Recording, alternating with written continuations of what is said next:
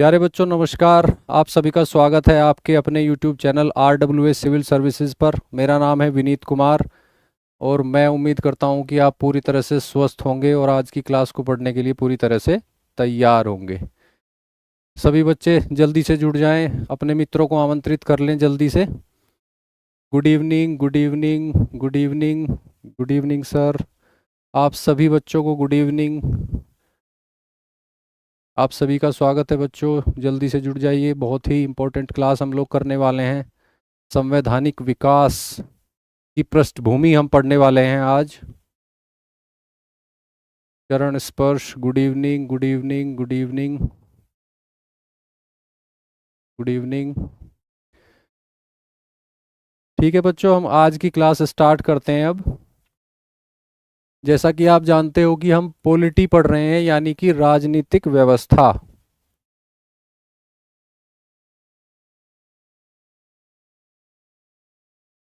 Polity यानी कि राजनीतिक व्यवस्था, और पॉलिटी हम पढ़ रहे हैं लक्ष्मीकांत बुक के आधार पर। एम लक्ष्मीकांत की जो काफ़ी प्रसिद्ध बुक है, जो सिविल सेवाओं के लिए काफ़ी जानी और मानी जाती है बुक, उसके आधार पर हम लोग राज व्यवस्था पढ़ रहे हैं, भारत की राज व्यवस्था, भारत का संविधान। और आज हम पढ़ने वाले हैं ऐतिहासिक पृष्ठभूमि। ऐतिहासिक पृष्ठभूमि यानी कि हिस्टोरिकल बैकग्राउंड। हिस्टोरिकल बैकग्राउंड, किस चीज की हिस्टोरिकल बैकग्राउंड आज हम लोग पढ़ने वाले हैं? भारत के संवैधानिक विकास की ऐतिहासिक पृष्ठभूमि आज हम लोग पढ़ेंगे। 26 जनवरी 1950 को भारत का संविधान जो है लागू हुआ। उसके आधार पर जिस तरह की राजनीतिक व्यवस्था भारत के संविधान निर्माता चाहते थे, वो राजनीतिक व्यवस्था जो है भारत में लागू हुई और इंडिया में एक डेमोक्रेटिक रिपब्लिक की स्थापना हुई। तो उसी का एक हिस्टोरिकल बैकग्राउंड है, क्योंकि हमारे संविधान में जो पॉलिटिकल इंस्टीट्यूशन, पॉलिटिकल कॉन्सेप्ट अपनाए गए, उनमें से कई सारे राजनीतिक संस्थाओं, राजनीतिक सिद्धांतों की जो नींव है वो ब्रिटिश काल के दौरान पड़ी थी, और वो सीमित रूप से ब्रिटिश काल के दौरान जो है भारत की राजनीतिक व्यवस्था का हिस्सा बन चुके थे। तो इसी संदर्भ में हम ब्रिटिश काल के दौरान लाए गए विभिन्न अधिनियमों का अध्ययन करते हैं, जो ब्रिटिश पार्लियामेंट के द्वारा पास किए जाते थे और भारत में उनको लागू किया जाता था।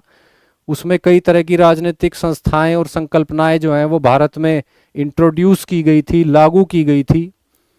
तो उन्हीं को हम देखेंगे और उसके आधार पर कैसे फिर संविधान में कई सारी चीज़ें इंक्लूड करी गई संविधान सभा के द्वारा, संविधान निर्माताओं के द्वारा। तो यही सब हमें जो है रिलेट करके समझते हुए चलना है। ठीक है बच्चों? Good evening Aman ji, good evening Shivangi, Anuradha, Bhavani, आकाश, कपिल, अपर्णा, आप सभी बच्चों का स्वागत है। ठीक है बच्चों, ऐतिहासिक पृष्ठभूमि पढ़ना स्टार्ट करते हैं। ऐतिहासिक पृष्ठभूमि में थोड़ा सा इंट्रोडक्शन ले लेते हैं। Historical background of constitutional development in India. आप में से कई लोग जानते होंगे कि ईस्ट इंडिया कंपनी के अंतर्गत पहले तो ब्रिटिश टेरिटरीज जो थी, जो ईस्ट इंडिया कंपनी ने जीती थी, उनका प्रशासन और शासन चलाया जाता था। उसके बाद 1857 के विद्रोह के बाद व्यवस्था बदली गई और डायरेक्ट जो है ब्रिटिश क्राउन ने जो है भारत का शासन प्रशासन जो है वो अपने हाथों में ले लिया था। तो हमारी जो आज की क्लास शुरू होती है वो ईस्ट इंडिया कंपनी से ही शुरू होगी। ईस्ट इंडिया कंपनी के बारे में आप जानते हैं कि 1600 ईस्वी में ब्रिटेन की उस समय की जो महारानी थी एलिजाबेथ प्रथम, एलिजाबेथ प्रथम, उन्होंने ईस्ट इंडिया कंपनी को एकाधिकार दिया था एक चार्टर के माध्यम से। किस तरह का एकाधिकार जो है ब्रिटेन की उस समय की महारानी एलिजाबेथ प्रथम ने ईस्ट इंडिया कंपनी को दिया था? व्यापार का एकाधिकार। ये बात आप ज्यादातर बच्चे जानते होंगे। व्यापार का एकाधिकार यानी ट्रेड मोनोपोली। तो व्यापार का एकाधिकार जो है यहां पे प्राप्त हो रहा है ईस्ट इंडिया कंपनी को। भारत के साथ व्यापार का, भारत में आकर व्यापार का एकाधिकार। उसके बाद 1608 में इसी चार्टर के माध्यम से शक्ति को लेकर, इसी एकाधिकारी अपने अधिकार को लेकर जो ब्रिटिश व्यापारी थे वो भारत पहुंचते हैं। 1608 में जो है ब्रिटिश व्यापारी जो है वो भारत पहुंचते हैं। ये बात भी आप कई लोग बच्चे जानते होंगे। उसके बाद उस समय भारत में मुगलों का शासन था, जहांगीर का शासन था, तो जहांगीर के साथ कई सारे प्रतिनिधिमंडल मिले। उसके बाद शाहजहां से इंटरेक्शन हुआ उनका, उसके बाद औरंगजेब से उनका इंटरेक्शन हुआ, और जो है उनको धीरे धीरे भारत में व्यापार करने के संबंधी सुविधाएं जो है वो धीरे धीरे मिलती चली गई। उसके बाद अगला जो महत्वपूर्ण घटनाक्रम होता है हमारी आज की क्लास के संदर्भ में, वो होता है 1765 में, बक्सर की लड़ाई के बाद। 1764 में बैटल ऑफ बक्सर लड़ा गया, आप जानते होंगे, बैटल ऑफ बक्सर। और बक्सर के युद्ध में ईस्ट इंडिया कंपनी जो है वो उसने सैन्य विजय प्राप्त की, यानी मिलिट्री विक्ट्री प्राप्त की। और उस समय के जो मुगल बादशाह होते थे शाह आलम,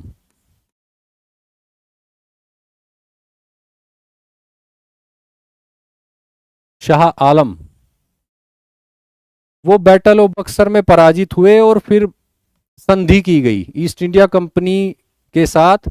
मुगल बादशाह जो उस समय के थे शाह आलम, उन्होंने संधि की, और शाह आलम से जो है ईस्ट इंडिया कंपनी को कुछ विशेषाधिकार प्राप्त हुए, कुछ स्पेशल राइट्स प्राप्त हुए। क्या थे वो राइट्स? वो राइट्स थे बंगाल, बिहार और उड़ीसा के दीवानी अधिकार। बंगाल, बिहार, उड़ीसा के दीवानी अधिकार। दीवानी अधिकार का अर्थ है कि राजस्व वसूलने का अधिकार, और राजस्व संबंधी या राजस्व वसूली संबंधी अन्य अधिकार। तो ईस्ट इंडिया कंपनी यहां पर जो है वो एक व्यापारिक कंपनी से आगे बढ़ती हुई नजर आ रही है, वो एक टेरिटोरियल पावर बनती नजर आ रही है, वो एक क्षेत्रीय शक्ति बनती नजर आ रही है। यहां पर वो राजस्व वसूलने का अधिकार प्राप्त कर रही है, और राजस्व वसूली से संबंधित जो नियम वगैरह लागू करने हो उन सभी को लागू करने का अधिकार प्राप्त कर रही है, यानी एक तरह से वो राजनीतिक अधिकार प्राप्त कर रही है। तो यहां से भूमिका स्टार्ट होती है 1765 से ईस्ट इंडिया कंपनी की भूमिका, जो उसकी व्यापारिक भूमिका से आगे निकल जाती है, जो राजनीतिक भूमिका की तरफ चली जाती है, प्रशासनिक भूमिका की तरफ चली जाती है। उसके बाद अगला जो महत्वपूर्ण डेवलपमेंट होता है आज की क्लास के संदर्भ में वो 1858 में होता है। 1857 में आप लोग जानते हैं कि एक सैन्य विद्रोह हुआ था, 1857 का विद्रोह के नाम से जानते हैं उसको। भारत का पहला स्वाधीनता संग्राम भी कई लोग उसको बोलते हैं। तो वहां पे उसके बाद क्या हुआ, 1858 में एक अधिनियम के माध्यम से ब्रिटिश क्राउन ने प्रशासन जो है वो अपने हाथ में ले लिया, अपने हाथों में ले लिया। यानी भारत के संदर्भ में ईस्ट इंडिया कंपनी की भूमिका जो है 1858 में समाप्त हो जाती है। 1858 में ब्रिटिश क्राउन जो है उसने प्रशासन अपने हाथ में ले लिया, और ईस्ट इंडिया कंपनी की भारत के संदर्भ में भूमिका जो है वो समाप्त हो गई। देखिए ब्रिटिश क्राउन जो है ना, ब्रिटिश क्राउन एक इंस्टीट्यूशन है, एक संस्थान है, एक पद है, एक ऑफिस है ब्रिटेन में। और इस क्राउन को जो अपने सर पे रखता है वो या तो किंग होता है या तो क्वीन होती है। तो आप समझ सकते हैं कि किंग और क्वीन और ब्रिटिश क्राउन में क्या फर्क है। ब्रिटिश क्राउन जो है वो एक परमानेंट इंस्टीट्यूशन है, political institution, constitutional institution Britain में। तो उसी की बात यहां पे हो रही है, राजा या रानी कोई भी हो, किंग या क्वीन कोई भी हो। तो ब्रिटिश क्राउन ने प्रशासन अपने हाथ में ले लिया। उसके बाद 15 अगस्त 1947 को भारत स्वतंत्र हुआ, ये आप जानते हैं। 1950 में जो है भारत का संविधान लागू हो गया। तो ये एक बेसिक सा परिचय है जो एम लक्ष्मीकांत बुक पर आधारित है। अब आगे बढ़ते हैं। ये वो वैधानिक विकास है जो ब्रिटिश काल के दौरान भारत में हुआ। इसको दो भागों में बांटा जाता है। वैधानिक विकास, ब्रिटिश काल में।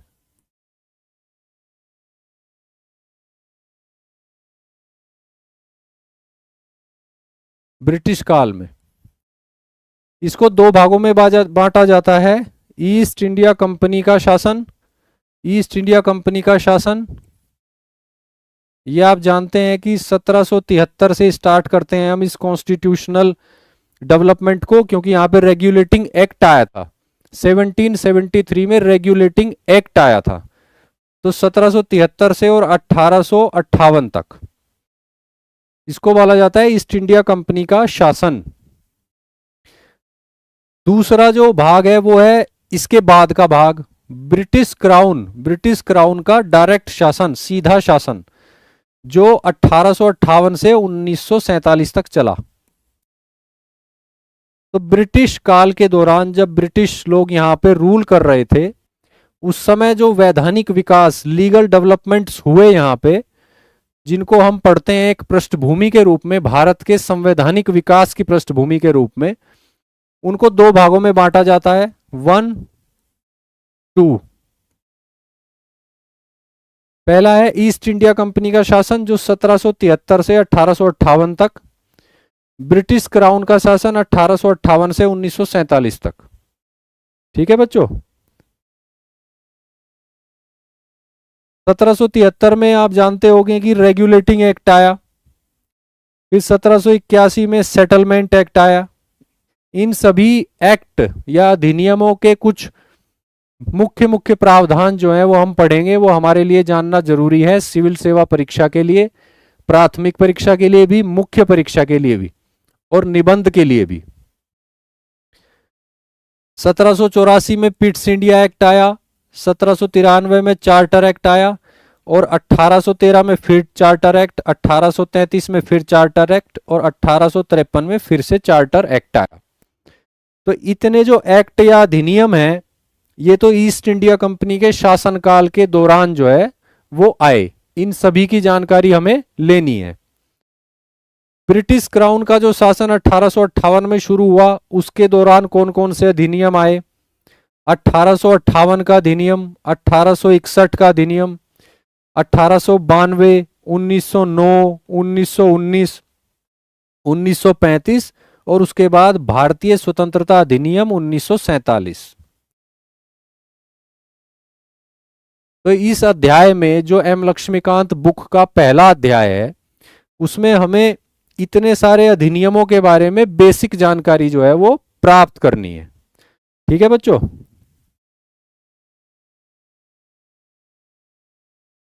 अठारह का जो एक्ट है उसको एक विशेष नाम से जाना जाता है, वो देख लेते हैं। Act of good government.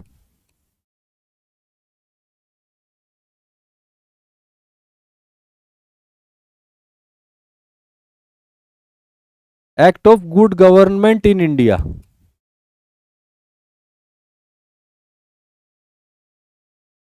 यह आपसे पूछा जा सकता है। Act of good government in India, या इसको ऐसे भी बोल सकते हैं कि act for good government in India, Bharat में अच्छी सरकार के लिए लाया गया अधिनियम, 1858 का अधिनियम। ठीक है बच्चों, आगे बढ़ते हैं। अब एक एक करके हम जो है इन अधिनियमों को देखते हुए चलेंगे, इनके बेसिक प्रावधान जो है उनको देखते हुए चलेंगे। ठीक है बच्चों, मैं आपके कमेंट देख पा रहा हूं।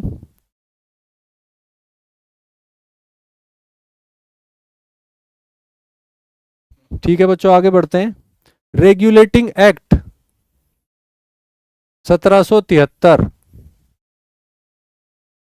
इसका अपना एक विशेष संवैधानिक महत्व है, वो देख लेते हैं।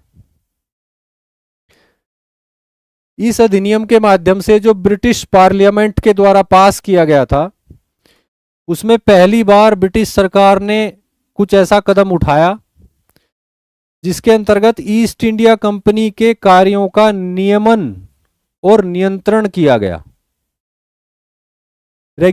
रेगुलेटिंग एक्ट के जो प्रावधान है वो हम अगली स्लाइड में डिटेल में देखेंगे, लेकिन इसका जो महत्व है एक बार वो देख लेते हैं। रेगुलेटिंग एक्ट के माध्यम से ब्रिटिश सरकार ने ब्रिटिश पार्लियामेंट के माध्यम से यह अधिनियम पारित कराया और उसके माध्यम से ईस्ट इंडिया कंपनी के कार्यों को रेगुलेट और कंट्रोल करने की कोशिश जो है वो शुरू की, और ये पहली बार किया गया।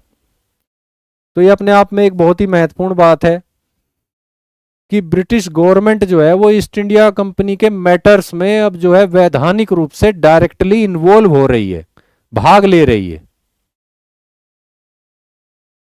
इसी को दूसरे रूप में कहें तो पहली बार ईस्ट इंडिया कंपनी के राजनीतिक और प्रशासनिक कार्यों को मान्यता मिली, यानी ब्रिटेन की संसद ने अधिनियम पारित करके कुछ ऐसी बातें उस अधिनियम में लिखी कि उसके माध्यम से पहली बार ईस्ट इंडिया कंपनी के राजनीतिक और प्रशासनिक कार्यों को मान्यता मिली।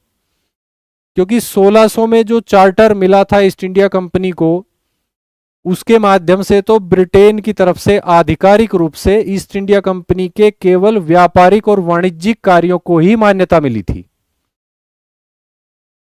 1600 के उस चार्टर के बाद अब 1773 के रेगुलेटिंग एक्ट के माध्यम से ब्रिटिश पार्लियामेंट ने यह अधिनियम पारित किया, तो इसके माध्यम से ईस्ट इंडिया कंपनी के राजनीतिक और प्रशासनिक कार्यों को भी मान्यता मिल रही है। पहली बार ऐसा हो रहा है।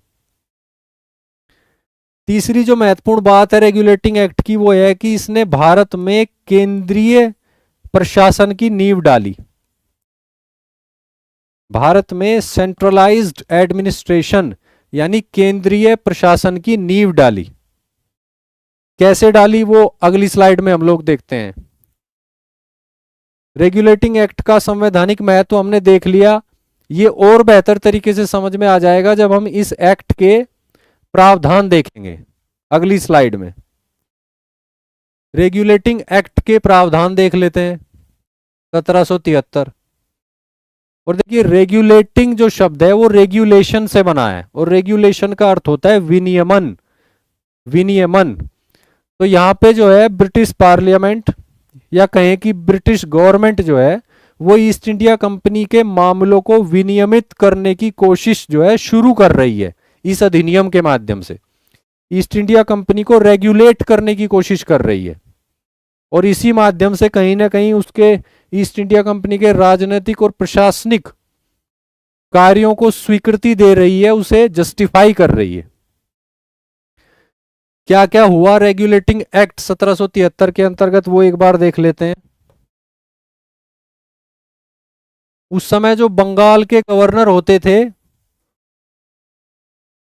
उनको बंगाल का गवर्नर जनरल कहा जाने लगा, यानी एक तरह से उनकी तरक्की कर दी गई, उनके अंदर उस पद के अंदर और ज्यादा पावर्स जो है वो ले ली गई। बंगाल के गवर्नर को बंगाल का गवर्नर जनरल कहा जाने लगा, और उस समय जो गवर्नर थे जो बाद में गवर्नर जनरल बन गए इस अधिनियम के अंतर्गत, वो थे वॉरेन हेस्टिंग्स। वॉरेन हेस्टिंग्स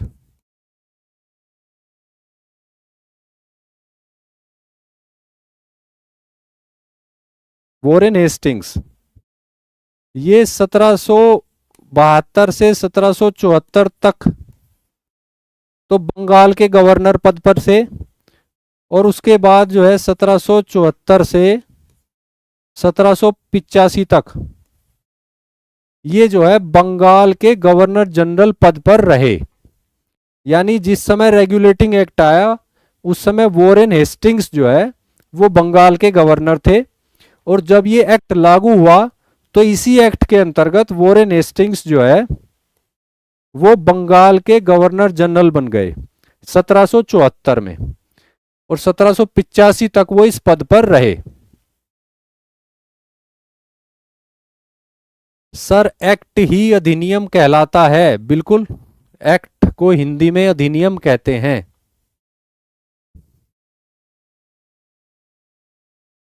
ठीक है बच्चों, आगे बढ़ते हैं। इसके अलावा रेगुलेटिंग एक्ट में देखिए ये हो रहा है केंद्रीकरण।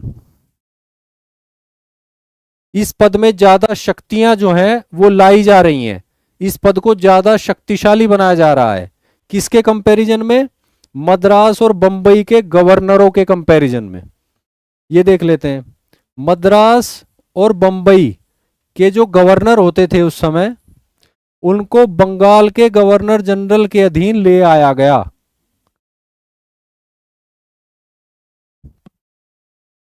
यानी उस समय जो स्थिति थी रेगुलेटिंग एक्ट के आने से पहले, 3 प्रेसिडेंसी होती थी यहां पे इंडिया में उस समय, बंगाल प्रेसिडेंसी, बंबई प्रेसिडेंसी और मद्रास प्रेसिडेंसी। तीनों का जो हेड होता था वो होता था गवर्नर, और तीनों गवर्नर इंडिपेंडेंट थे एक दूसरे से, लगभग बराबरी के स्तर पर थे आपस में, और एक दूसरे से इंडिपेंडेंट होके अपनी अपनी प्रेसिडेंसी को लीड करते थे। ठीक है बच्चों। रेगुलेटिंग एक्ट के बाद क्या किया गया कि बंगाल के गवर्नर का पद जो है वो ऊंचा उठा दिया गया, और मद्रास और बंबई के गवर्नर जो हैं अब बंगाल के गवर्नर जनरल के अधीन आ गए।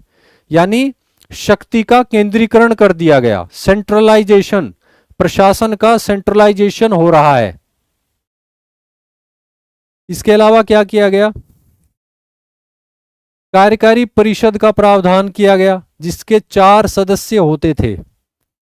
किसकी कार्यकारी परिषद? बंगाल के गवर्नर जनरल की कार्यकारी परिषद। उसको सहायता और सलाह देने के लिए एक कार्यकारी परिषद का गठन किया गया जिसके 4 सदस्य होते थे। ये एक प्रावधान किया गया। इसके अलावा कलकत्ता में उच्चतम न्यायालय की स्थापना की गई। उच्चतम न्यायालय, सुप्रीम कोर्ट, ये सुप्रीम कोर्ट दूसरी सुप्रीम कोर्ट है। आजकल हमारे देश में जो सुप्रीम कोर्ट है उसका इससे कोई संबंध नहीं है, तो कंफ्यूज नहीं होना है बिल्कुल भी। रेगुलेटिंग एक्ट के अंतर्गत 1773 में जो आया था उसके अंतर्गत उच्चतम न्यायालय की स्थापना का प्रावधान किया गया, जिसमें कुल 4 न्यायाधीश होते थे, 1 मुख्य न्यायाधीश और 3 जो है वो न्यायाधीश, टोटल मिला के 4। और ये कलकत्ता में स्थापित की गई, कलकत्ता में। तो ये एक और महत्वपूर्ण बात है कि सुप्रीम कोर्ट की स्थापना जो है वो कलकत्ता में की जा रही है, ना कि बंबई में और ना कि मद्रास में। तो यहां पे फिर दिखता है कि जो बंगाल प्रेसिडेंसी है उसका कद बढ़ रहा है, उसका कद बढ़ाया जा रहा है, और बंगाल के गवर्नर को बंगाल का गवर्नर जनरल तो बना ही दिया गया और उसके अंडर रख दिया गया बंबई और मद्रास के गवर्नरों को। तो ये बात क्लियर है बच्चों। सर ऐतिहासिक पृष्ठभूमि का मतलब क्या होता है? ऐतिहासिक पृष्ठभूमि का मतलब ये है कि जैसे भारत का संविधान बना, अस्तित्व में आया, लागू हुआ, उसके आधार पर पॉलिटिकल सिस्टम जो है रन होना शुरू हुआ, तो उसका विकास कैसे हुआ है इतिहास में। इतिहास में कई सारे ऐसे डेवलपमेंट्स हैं जिनसे कुछ कुछ चीजें जो है वो पॉलिटिकल इंस्टीट्यूशन, पॉलिटिकल कॉन्सेप्ट जो है आए हैं, जिन्होंने संविधान के निर्माण में, उसकी फंक्शनिंग में कंट्रीब्यूट करा है। तो संविधान के निर्माण की ऐतिहासिक पृष्ठभूमि है ये। ठीक है बच्चों, उसी को आज हम पढ़ रहे हैं।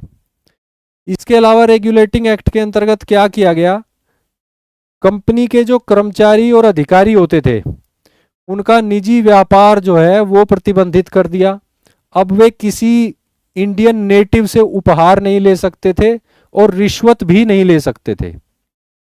यानी कंपनी के जो कर्मचारी हैं, उसका जो प्रशासनिक तंत्र है, उसको थोड़ा सा प्रोफेशनल बनाने की कोशिश हो रही है, व्यावसायिक बनाने की कोशिश हो रही है, और इसी संदर्भ में भ्रष्टाचार पर नियंत्रण लगाने का प्रयास है। और उनकी प्राइवेट जो एक्टिविटीज होती थी, पहले वो व्यापार में खुद भी शामिल होते थे, उनकी कंपनी भी शामिल होती थी, तो वहां पे जो है हितों के टकराव का मामला आ जाता था, कॉन्फ्लिक्ट ऑफ इंटरेस्ट। तो इसलिए ये प्रावधान लाए गए। इसके अलावा रेगुलेटिंग एक्ट के अंतर्गत ब्रिटिश सरकार ने कोर्ट ऑफ डायरेक्टर्स के माध्यम से ईस्ट इंडिया कंपनी पर नियंत्रण लगाना शुरू कर दिया। कोर्ट ऑफ डायरेक्टर्स का मतलब है निदेशक मंडल, निदेशक मंडल।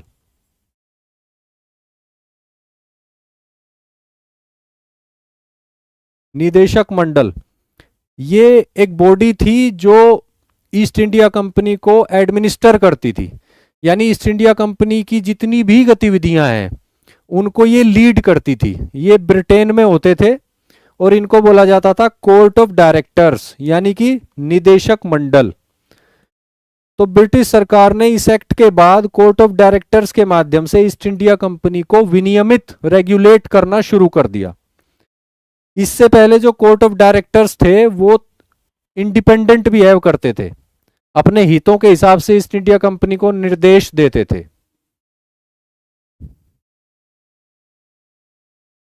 ठीक है बच्चों, आगे बढ़ते हैं। सर पहले मुख्य न्यायाधीश का नाम क्या था? शिवम गंगवार जी, ये एक फैक्चुअल क्वेश्चन है, इसका आंसर आप ही मुझे दीजिए बच्चों। ये मैं आपसे ही उम्मीद करता हूं कि इस तरह की फैक्चुअल इंफॉर्मेशन तो आप ही मुझे दिया करो, गूगल करके बताइए। ठीक है बच्चों, कैसे यहां पे ब्रिटिश सरकार जो है वो कोर्ट ऑफ डायरेक्टर्स के माध्यम से ईस्ट इंडिया कंपनी को नियंत्रित कर रही है?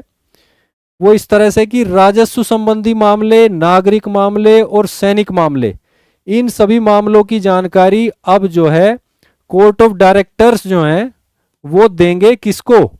ब्रिटिश सरकार को। ये एक उन पर लीगल ओब्लिगेशन आरोपित कर दिया गया, लीगल ओब्लिगेशन आरोपित कर दिया गया। ठीक है बच्चों, राजस्व संबंधी मामले, नागरिक मामले और सैनिक मामलों से संबंधित जानकारी जो भी होगी ईस्ट इंडिया कंपनी की, उसको ईस्ट इंडिया कंपनी के कोर्ट ऑफ डायरेक्टर्स यानी निदेशक मंडल जो है अब ब्रिटिश गवर्नमेंट को उपलब्ध कराएंगे जानकारी। यानी यहां पे फिर से वही है कि ब्रिटिश गवर्नमेंट जो है वो ईस्ट इंडिया कंपनी पर अपना प्रभाव बढ़ा रही है। ठीक है बच्चों, तो ये प्रावधान हुए रेगुलेटिंग एक्ट 1773 के। इनको आप अच्छे से कर लेना, स्लाइड में देख के, पीडीएफ में देख के, अपनी बुक में पढ़ के। ठीक है बच्चों, और यहां पे रोशनी जी ने आंसर दिया है एलिजा इम्पे, ये बिल्कुल सही आंसर है। सुप्रीम कोर्ट के जो पहले न्यायाधीश थे वो थे एलिजा इम्पे, एलिजा इम्पे। तो वेरी गुड बच्चों, वेरी गुड। आगे बढ़ते हैं। उसके बाद 1781 में यानी रेगुलेटिंग एक्ट के 8 साल के बाद एक संशोधन अधिनियम लाया गया। संशोधन अधिनियम, इसको बोला जाता है act of settlement, act of settlement, act of settlement. किस तरह का सेटलमेंट करना चाहता था ये एक्ट? बेसिकली रेगुलेटिंग एक्ट जब 1773 में लागू हुआ तो उसके बाद कई तरह की प्रशासनिक दिक्कतें आई, जैसे कि एक तो बंगाल के गवर्नर जनरल और उनकी जो परिषद थी उनके बीच में मतभेद हो गए, उससे प्रशासन जो है प्रभावित होने लगा नकारात्मक तरीके से।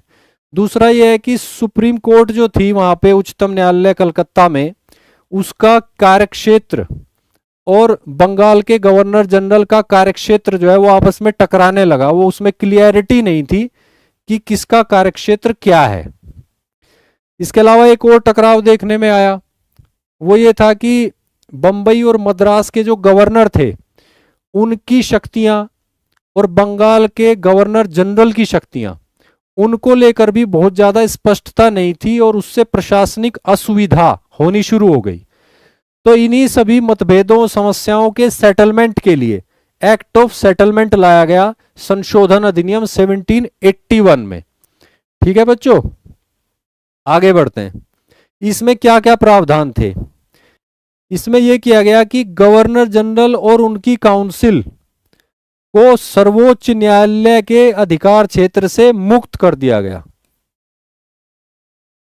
यानी सर्वोच्च न्यायालय का जो अधिकार क्षेत्र है, सुप्रीम कोर्ट का जो अधिकार क्षेत्र है, गवर्नर जनरल, बंगाल के गवर्नर जनरल और उनकी काउंसिल सर्वोच्च न्यायालय के कार्यक्षेत्र से बाहर कर दिए गए कानूनी रूप से इस अधिनियम के माध्यम से।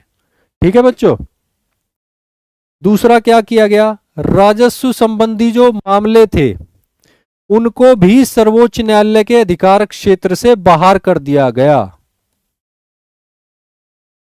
यानी सर्वोच्च न्यायालय के अधिकार क्षेत्र को स्पष्ट किया जा रहा है ताकि विभिन्न संस्थाओं के बीच में मतभेद ना हो, प्रशासन जो है वो दुष्प्रभावित ना हो ईस्ट इंडिया कंपनी के नजरिए से। तो सर्वोच्च न्यायालय के अधिकार क्षेत्र से बाहर कर दिया गया गवर्नर जनरल और काउंसिल को, जब तक कि गवर्नर जनरल और उनकी काउंसिल के सदस्य जो है कोई अपना आधिकारिक दायित्व तो निभा रहे हैं। अगर वे अपनी पर्सनल कैपेसिटी में कोई क्राइम करते हैं तो तब वे सुप्रीम कोर्ट के कार्यक्षेत्र से बाहर नहीं थे। आधिकारिक कार्य अगर कर रहे हैं तो वे सुप्रीम कोर्ट के कार्यक्षेत्र से बाहर हैं। इसी तरह राजस्व संबंधी मामले जो हैं वो सर्वोच्च न्यायालय के कार्यक्षेत्र से बाहर कर दिए गए। तो फिर सर्वोच्च न्यायालय करेगा क्या?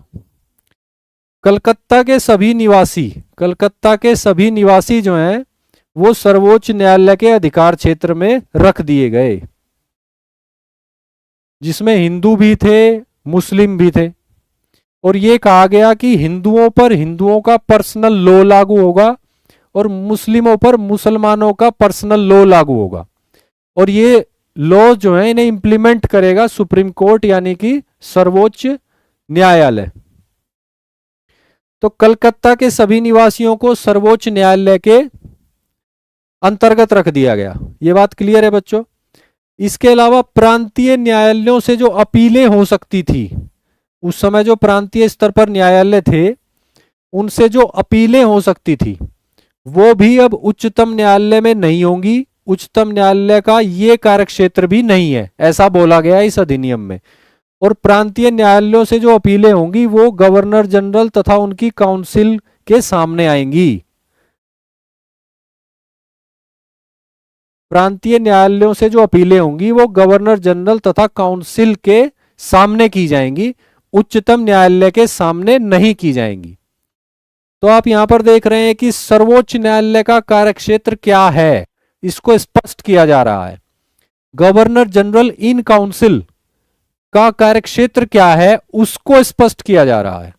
तो यहां पे जो प्रशासनिक असुविधा हो रही थी उसको सुलझाया जा रहा है, समाधान किया जा रहा है। इसीलिए इसको बोलते हैं एक्ट ऑफ सेटलमेंट, संशोधन अधिनियम 1781। ठीक है बच्चों, आगे बढ़ते हैं।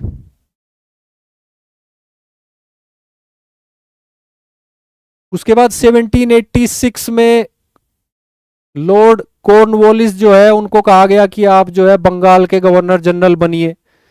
ब्रिटिश गवर्नमेंट ने उन्हें कहा, तो उन्होंने दो मांगे रखी। एक तो ये थी कि बंगाल का गवर्नर जनरल बनाने के साथ साथ उन्हें कमांडर इन चीफ भी बनाया जाए। और दूसरी उनकी मांग ये थी कि अगर वे बंगाल के गवर्नर जनरल बनते हैं तो उनकी परिषद के साथ अगर उनके कुछ मतभेद होते हैं तो उन्हें परिषद को ओवर रूल करने का अधिकार दिया जाए। तो इन दोनों अधिकारों को देते हुए 1886 में एक छोटा सा एक्ट लाया गया जिसके माध्यम से लॉर्ड कॉर्नवालिस की ये दोनों मांगे पूरी करी गई और उसके बाद उन्होंने बंगाल के गवर्नर जनरल का पदभार जो है वो संभाल लिया। तो ये 1786 का जो एक्ट था जो लॉर्ड कॉर्नवालिस से विशेष रूप से संबंधित था, इस पर भी कई बार प्रश्न आ जाता है, इसको भी आप इग्नोर मत करना। ठीक है बच्चों, आगे बढ़ते हैं। उसके बाद अगला जो ऐतिहासिक डेवलपमेंट, हिस्टोरिकल डेवलपमेंट हुआ वो हुआ Pitt's India act. Pitt's India act 1784। Pitt's India act, William पिट जो थे वो एक पॉलिटिशियन थे ब्रिटेन के, विलियम पिट। उनकी कुछ भूमिका थी इस अधिनियम को लाने में, इसलिए इसको बोला जाता है पिट्स यानी पिट का, पिट्स इंडिया एक्ट 1784। ये तो इसका नाम हुआ। उसके बाद इसमें क्या किया गया ये देख लेते हैं। पिट्स इंडिया एक्ट 1784 के अंतर्गत कंपनी के राजनैतिक और वाणिज्यिक कार्य यानी कि व्यापारिक कार्य वे अलग अलग कर दिए गए। मतलब ईस्ट इंडिया कंपनी के कार्यों को दो भागों में बांट दिया गया, राजनीतिक कार्य और कॉमर्शियल एक्टिविटीज यानी वाणिज्यिक कार्य यानी कि व्यापारिक कार्य। तो ये एक विभाजन हुआ। उसके बाद इसी विभाजन के आधार पर कुछ संस्थाएं बनाई गई और वो संस्था जो बनाई गई वो है बोर्ड ऑफ कंट्रोल। ये एक नया इंस्टीट्यूशन जो है वो सृजित किया गया, बोर्ड ऑफ कंट्रोल।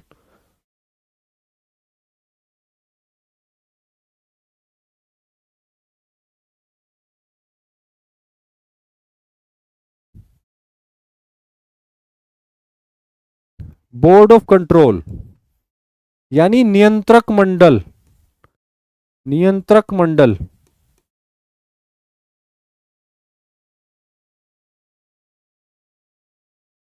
नियंत्रक मंडल,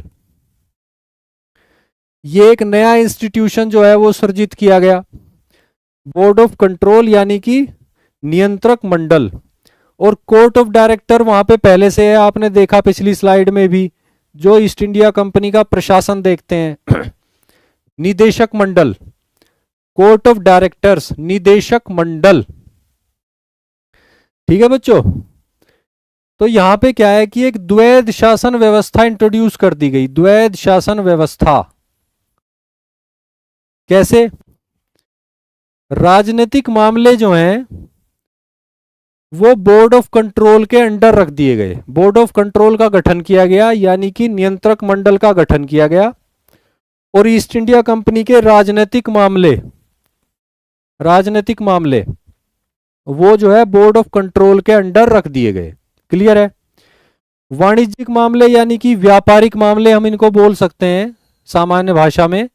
व्यापार संबंधी मामले जो हैं वो कोर्ट ऑफ डायरेक्टर्स के अंडर ही चलते रहे, जैसे कि पहले से चल रहा था। इस अधिनियम से पहले व्यवस्था ये थी कि कोर्ट ऑफ डायरेक्टर्स ही वाणिज्यिक मामले भी देख रहे थे और कोर्ट ऑफ डायरेक्टर ही राजनीतिक मामले भी देख रहे थे। बस उनको ब्रिटिश गवर्नमेंट को इन सभी मामलों से संबंधित जानकारी देनी होती थी। लेकिन यहां पे क्या किया गया, पार्लियामेंट द्वारा पारित इस अधिनियम के माध्यम से ब्रिटिश गवर्नमेंट ने बोर्ड ऑफ कंट्रोल नाम का एक नया ही इंस्टीट्यूशन जो है वो सृजित कर दिया, और राजनीतिक मामले ईस्ट इंडिया कंपनी के इसके अंडर रख दिए। और अब कोर्ट ऑफ डायरेक्टर्स के अंडर जो है सिर्फ वाणिज्यिक मामले बचे, सिर्फ वाणिज्यिक मामले। ठीक है बच्चों, आगे बढ़ते हैं। यहां पे फिर वही बात है, जो नियंत्रण बोर्ड है, नियंत्रण बोर्ड यानी कि board of control, board of control, इसको नागरिक मामले, सैन्य मामले और राजस्व संबंधी मामले जो है वो देखने थे। ठीक है बच्चों, बोर्ड ऑफ कंट्रोल को राजनीतिक मामले देखने हैं, राजनीतिक मामलों में सैन्य मामले आ जाएंगे, सिविल मामले आ जाएंगे और राजस्व संबंधी मामले। तो पिट्स इंडिया एक्ट ने जो एक नया इंस्टीट्यूशन दिया वो है बोर्ड ऑफ कंट्रोल, और यहां से द्वैध शासन व्यवस्था शुरू हो रही है। द्वैध शासन व्यवस्था जो है वो शुरू हो रही है, और इस दोहरी शासन व्यवस्था को जो है 1858 में खत्म किया गया। ये एक बहुत अच्छी जानकारी जो है एक ब्रिलियंट स्टूडेंट से निकल के आ रही है। वेरी गुड बच्चे, वेरी गुड। ठीक है बच्चों, आगे बढ़ते हैं। Pitt's India act 1784। देखिए, जितनी जानकारी इन स्लाइड्स में है वो आपकी कॉन्सेप्चुअल क्लियरिटी के लिए है। बोर्ड ऑफ कंट्रोल में कितने मेंबर थे, कोर्ट ऑफ डायरेक्टर्स में कितने मेंबर थे, किस अधिनियम के द्वारा वे बढ़ा दिए गए, किस अधिनियम के द्वारा वे घटा दिए गए, ये सारी फैक्चुअल इंफॉर्मेशन आपको बुक में मिल जाएगी। एम लक्ष्मीकांत बुक में तो है नहीं, क्योंकि वो तो कॉन्सेप्चुअल बुक है, किसी फैक्चुअल बुक में मिल जाएगी। आज की जो हमारी क्लास है वो एम लक्ष्मीकांत बुक पर आधारित है, जो कि एक कॉन्सेप्चुअल बुक है, और उस कॉन्सेप्चुअल बुक में कॉन्सेप्ट कवर किए गए हैं, आंकड़े नहीं कवर किए गए हैं। तो बच्चों, आंकड़ों पर ध्यान नहीं देना है आज की क्लास में, कॉन्सेप्ट पर ध्यान देना है, सिद्धांतों पर, संकल्पनाओं पर, और कैसे कैसे जो है इंस्टीट्यूशन डेवलप हो रहे हैं उस पर ध्यान देना है। ठीक है बच्चों, आंकड़े आप किसी भी पुस्तक में देख सकते हैं, वो वैसे भी याद नहीं रहते हैं, कॉन्सेप्ट ही याद रहते हैं, कॉन्सेप्ट ही याद करने हैं। एम लक्ष्मीकांत बुक में कॉन्सेप्ट ही दिए गए हैं, आंकड़े नहीं। ठीक है बच्चों, आगे बढ़ते हैं। उसके बाद चार्टर अधिनियम 1793 लाया गया। चार्टर माने अधिकार पत्र, यानी कि ईस्ट इंडिया कंपनी के क्या अधिकार हैं भारत के संदर्भ में, क्या वो कर सकती है, क्या उसके दायित्व हैं, क्या उस पर सीमाएं हैं, वो सभी चार्टर में लिखा गया, और चार्टर को एक अधिनियम के रूप में पारित कर दिया गया। तो यह चार्टर अधिनियम 1793 लाया गया। इसमें क्या क्या प्रावधान किए गए वो देख लेते हैं। बंगाल के गवर्नर जनरल और बंबई और मद्रास के गवर्नरों को शक्तियां दी गई, बढ़ाई गई, शक्तियां ये दी गई कि उनकी जो अपनी अपनी कार्यकारी परिषद थी उस पर अभिभावी होने का अधिकार उनको दे दिया गया। यानी उन अपनी परिषद को ओवरराइड करने का अधिकार उनको दे दिया गया। इसको ऐसे समझिए कि 1786 में लॉर्ड कॉर्नवालिस को विशेष रूप से एक सुविधा दी गई थी कि वो अपनी परिषद के फैसलों के विरुद्ध जाके कार्य कर सकते थे। यानी वो अपनी परिषद के द्वारा लिए गए फैसलों को ओवरराइड कर सकते थे। तो वही अधिकार जो कॉर्नवालिस को दिया गया था चार्टर अधिनियम 1793 के अंतर्गत सभी को दे दिया गया। यानी बंगाल का कोई भी गवर्नर जनरल हो या भविष्य में कोई भी बंगाल का गवर्नर जनरल बने, और बंबई और मद्रास के गवर्नर या भविष्य में कोई भी बंबई या मद्रास का गवर्नर बने, उन सबको जो है इस एक्ट के बाद से अपनी परिषद को ओवरराइड करने का अधिकार मिल गया। यानी अगर परिषद कुछ कह रही है और गवर्नर कुछ और कह रहे हैं तो गवर्नर वाली बात चलेगी। अगर परिषद कुछ और कह रही है और गवर्नर जनरल बंगाल के कुछ और कह रहे हैं तो बंगाल के गवर्नर जनरल की बात चलेगी, ना कि परिषद की। तो ये बात क्लियर है कि गवर्नर जनरल और गवर्नर की शक्ति को बढ़ा दिया गया with respect to their respective councils. ठीक है बच्चों। इसके अलावा और भी यहां पे केंद्रीकरण, प्रशासनिक केंद्रीकरण, एडमिनिस्ट्रेटिव सेंट्रलाइजेशन देखने को मिल रहा है। कैसे? बंबई और मद्रास की जो प्रेसिडेंसी थी उस समय, उनको बंगाल के गवर्नर जनरल के अधीन रख दिया गया, ये अधीन ला दिया गया। यानी मद्रास और बंबई में जो प्रेसिडेंसीज हैं जिनको गवर्नर जो है वो लीड करते हैं, उनको जो है बंगाल के गवर्नर जनरल के अधीन ले आए। यानी फिर से वही प्रशासनिक केंद्रीकरण दिख रहा है। ठीक है बच्चों। इसके अलावा इस अधिनियम में क्या किया गया? ईस्ट इंडिया कंपनी का जो भारत में व्यापार का एकाधिकार था, ईस्ट इंडिया कंपनी का जो भारत में व्यापार का एकाधिकार था, उसे 20 वर्षों के लिए बढ़ा दिया गया। 20 वर्षों के लिए उसको बढ़ा दिया गया। ठीक है बच्चों, एक्सटेंड कर दिया गया। एक अन्य प्रावधान ये किया गया कि कमांडर इन चीफ जो उस समय होते थे, कमांडर इन चीफ यानी कि ईस्ट इंडिया कंपनी की सेना के सेनापति जो उस समय होते थे, कमांडर इन चीफ, उनके लिए अब गवर्नर जनरल की काउंसिल का सदस्य रहना अनिवार्य नहीं रहा। ईस्ट इंडिया कंपनी की जो सेना होती थी उसके जो सेनापति होते थे, जिनको कमांडर इन चीफ बोलते थे, इस एक्ट से पहले वो बंगाल के गवर्नर जनरल की काउंसिल के सदस्य हुआ करते थे। तो इस एक्ट में ये प्रावधान किया गया कि अब से कमांडर इन चीफ जो है वो बंगाल के गवर्नर जनरल की काउंसिल के सदस्य नहीं रहेंगे, उनके लिए अनिवार्य नहीं है, उनका पद जो है इंडिपेंडेंट कर दिया गया। ठीक है बच्चों। इसके अलावा पिट्स इंडिया एक्ट के अंतर्गत हमने बात की कि बोर्ड ऑफ कंट्रोल का गठन किया गया, यानी कि नियंत्रक मंडल का गठन किया गया। तो नियंत्रक मंडल जो ब्रिटेन में होता था, उसके कई सारे सदस्य होते थे, कई सारे कर्मचारी होते थे, तो उन सभी को वेतन का भुगतान जो है वो भारत के राजस्व से किया जाएगा, ये प्रावधान किया गया। बोर्ड ऑफ कंट्रोल के सदस्यों और उसके कर्मचारियों के वेतन का भुगतान चार्टर अधिनियम 1793 के अंतर्गत और इसके बाद भारतीय राजस्व से किया जाएगा, ये प्रावधान जो है वो कर दिया गया। ठीक है बच्चों। तो चार्टर अधिनियम 1793 के प्रमुख प्रावधान जो हैं और उनका अर्थ जो है वो आप समझ लीजिए। ठीक है बच्चों, आगे बढ़ते हैं। उसके बाद फिर से चार्टर अधिनियम आया 20 सालों के बाद, 1813 का चार्टर अधिनियम यानी कि चार्टर एक्ट। ठीक है बच्चों। ईस्ट इंडिया कंपनी का व्यापारिक एकाधिकार बढ़ाया गया 20 वर्षों के लिए 1793 में, और 1793 के ठीक 20 साल बाद फिर से लाया गया चार्टर अधिनियम 1813। ठीक है बच्चों, इसमें क्या किया गया वो देखते हैं। इसमें क्या किया गया, भारत में कंपनी के व्यापारिक एकाधिकार को समाप्त कर दिया गया। ईस्ट इंडिया कंपनी का जो व्यापारिक एकाधिकार था, जो अब तक चला आ रहा था, जिसे 1793 में 20 वर्षों के लिए बढ़ाया गया था, तो 1793 के ठीक 20 वर्षों के बाद 1813 में इस अधिनियम के माध्यम से ईस्ट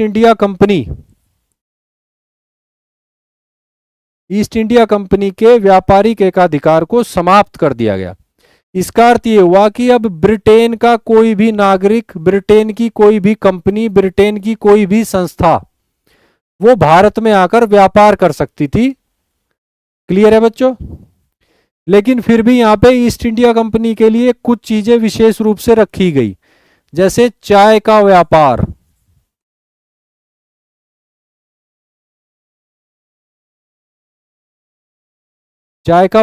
और चीन के साथ व्यापार।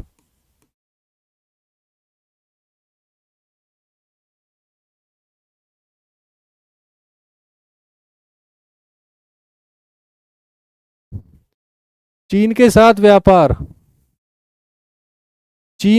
व्यापार, ये दो जो अधिकार थे, इन पर एकाधिकार बना के रखा गया ईस्ट इंडिया कंपनी का। यानी कि ईस्ट इंडिया कंपनी का व्यापारिक एकाधिकार समाप्त कर दिया गया। अब ब्रिटेन का कोई भी व्यक्ति, कोई भी व्यापारी, कोई भी संस्था, कंपनी जो है भारत में आके व्यापार कर सकती थी। लेकिन ईस्ट इंडिया कंपनी के दो विशेषाधिकार जो है वो बनाकर रखे गए। चाय का व्यापार सिर्फ जो है ईस्ट इंडिया कंपनी ही करेगी, और दूसरा चीन के साथ व्यापार जो है वो सिर्फ और सिर्फ ईस्ट इंडिया कंपनी ही करेगी। तो ये दो विशेषाधिकार जो हैं अभी भी बनाकर रखे गए व्यापार के क्षेत्र में। उसके बाद क्या किया गया, इसके अलावा ईस्ट इंडिया कंपनी शासित क्षेत्रों पर क्राउन की प्रभुता को प्रकट किया गया। यानी जब ईस्ट इंडिया कंपनी के संबंध में ब्रिटेन की संसद जो है वो इतना बड़ा फैसला ले रही है कि उसके व्यापारिक एकाधिकार को समाप्त कर दिया जा रहा है, तो कहीं ना कहीं ये बात क्लियर हो रही है कि वास्तविक शक्ति किसके हाथ में है, वास्तविक संप्रभुता किसके हाथ में है। तो इस चार्टर अधिनियम 1813 के माध्यम से ब्रिटिश जो क्राउन है वो ईस्ट इंडिया शासित क्षेत्रों के संबंध में, यानी भारत का जो भाग ईस्ट इंडिया कंपनी द्वारा प्रशासित है, शासित है, उसके संबंध में अपनी संप्रभुता को असर्ट कर रहा है, यानी प्रकट कर रहा है, यानी कि दिखा रहा है कि पावर एक्चुअल में किसके पास है। ईस्ट इंडिया कंपनी के पास नहीं है, उसका तो एकाधिकार भी ले लिया गया। पावर एक्चुअल में जो है वो ब्रिटिश क्राउन में है, या तो कहें कि ब्रिटेन की गवर्नमेंट में है, या कहें कि ब्रिटेन की पार्लियामेंट में है। तो यही बात यहां पे हो रही है। इसके अलावा क्या चार्टर अधिनियम 1813 में प्रावधान किए गए, ईसाई मिशनरियों को भारत आने की अनुमति दे दी गई। ईसाई मिशनरियों को यह अनुमति दे दी गई कि वे भारत आएं और भारत के लोगों को प्रबुद्ध बनाएं, यानी कि एनलाइटन करें, प्रबुद्ध बनाएं।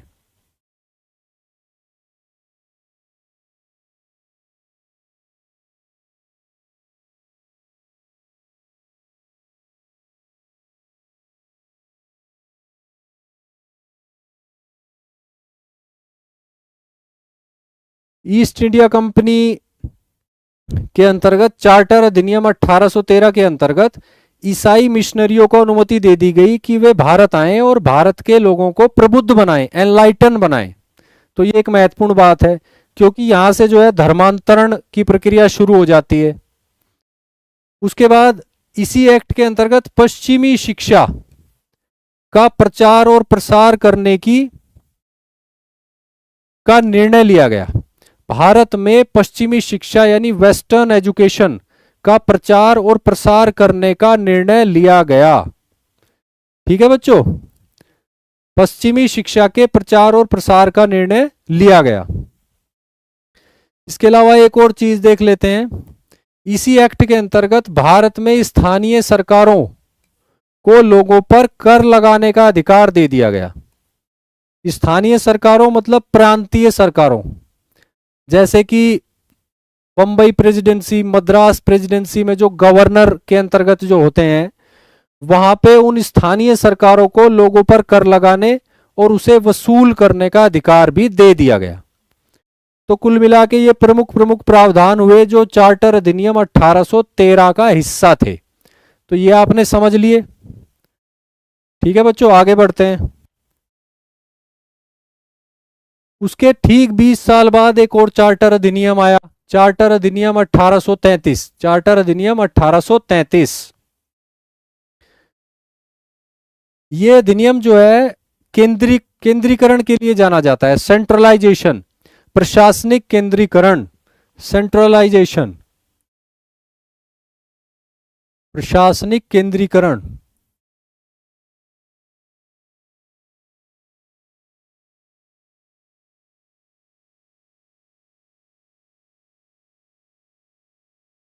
प्रशासनिक केंद्रीकरण के लिए जाना जाता है। तो इसमें क्या किया गया है देख लेते हैं। बंगाल का जो गवर्नर जनरल हुआ करता था अब तक, बंगाल का गवर्नर जनरल,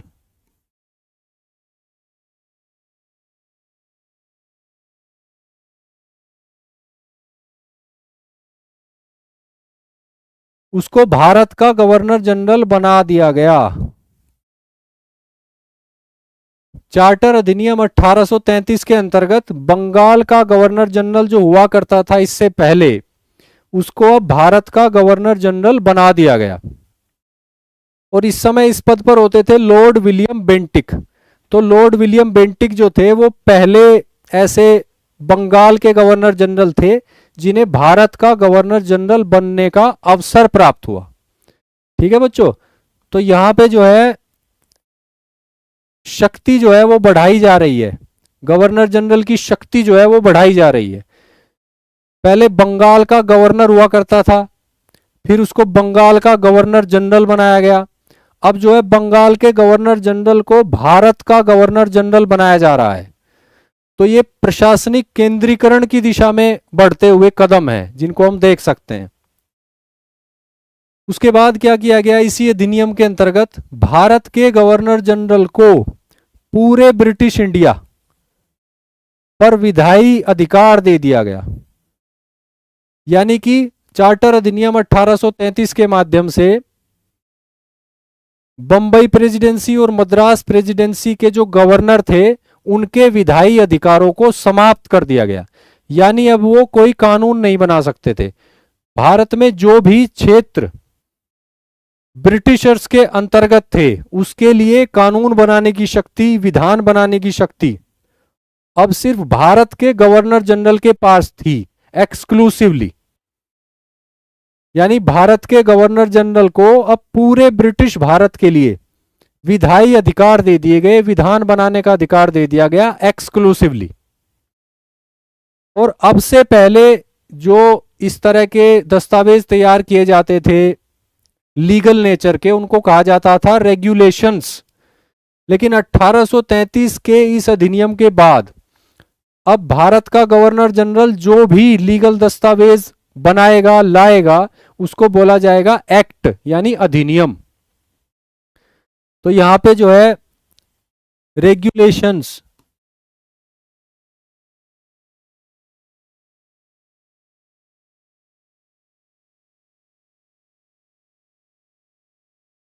रेगुलेशंस की जगह आ गए एक्ट।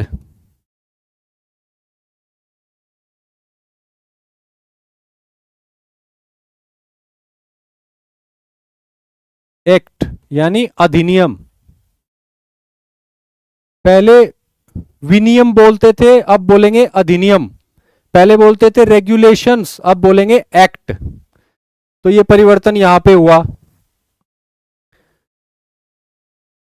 अगला जो महत्वपूर्ण प्रावधान किया गया चार्टर अधिनियम 1833 के अंतर्गत, वो ईस्ट इंडिया कंपनी के व्यापारिक निकाय के रूप में समाप्त कर दिया गया।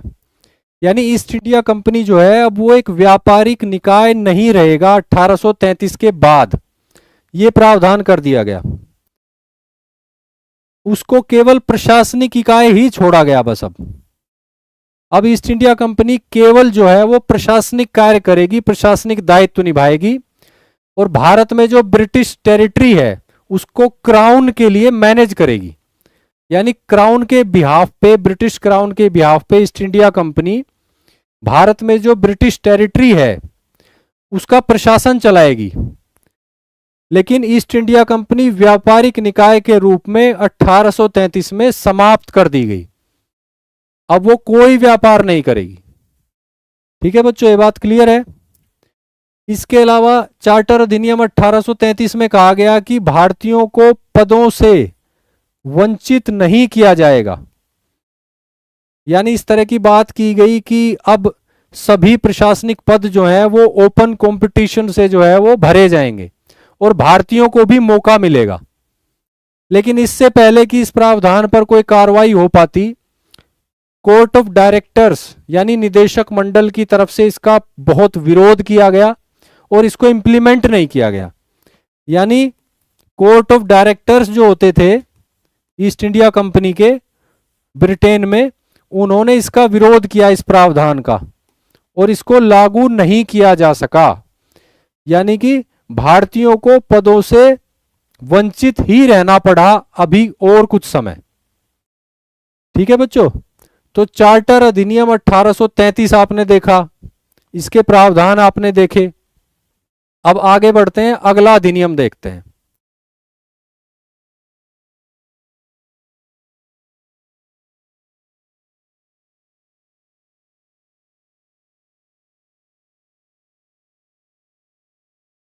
ठीक है बच्चों, अगला चार्टर अधिनियम देखते हैं। चार्टर अधिनियम 1853। चार्टर अधिनियम 1853 यानी कि 1833 में जो चार्टर एक्ट आया था उसके ठीक 20 साल बाद फिर से एक और चार्टर एक्ट आया, चार्टर अधिनियम 1853। इसको देख लेते हैं। बच्चों आज की क्लास थोड़ी सी कॉम्प्लिकेटेड आपको लगेगी क्योंकि हम बहुत सारे अधिनियम जो है वो शॉर्ट में कवर करेंगे, उनमें प्रावधान ही प्रावधान है, प्रावधान ही प्रावधान है। तो थोड़ा सा आप कॉन्सेप्चुअली लिंक करके चीजों को देखोगे तो बेहतर समझ पाओगे कि कैसे डेवलपमेंट हो रहा है, कहाँ पे केंद्रीकरण हो रहा है, कहाँ पे विकेंद्रीकरण हो रहा है, क्या क्या नीतियां अपना रही है ब्रिटिश गवर्नमेंट भारत को लेके। तो आगे बढ़ते हैं बच्चों। चार्टर अधिनियम 1853 में क्या किया गया कि भारत के गवर्नर जनरल की परिषद के विधायी और प्रशासनिक कार्यों को अलग अलग कर दिया गया। गवर्नर जनरल की जो परिषद है थी उस समय, भारत के गवर्नर जनरल की परिषद, उसके विधायी और प्रशासनिक कार्य जो है अलग अलग कर दिए गए। और इस परिषद में 6 सदस्य ऐसे जोड़े गए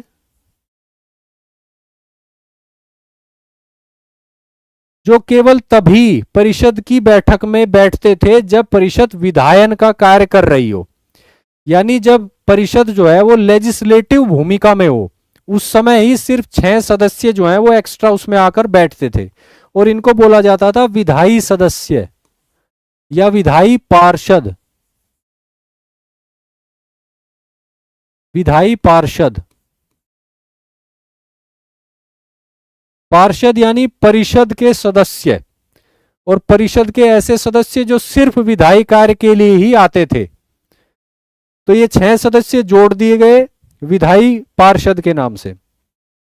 और यहां पे जो है भारत के गवर्नर जनरल की जो ये परिषद है, जब ये विधान बनाती थी तो ये मिनी पार्लियामेंट के रूप में इसने कार्य करना शुरू कर दिया, और विधायन करते वक्त ब्रिटिश पार्लियामेंट के जो रूल्स और रेगुलेशंस थे उनको अपनाना और लागू करना शुरू कर दिया।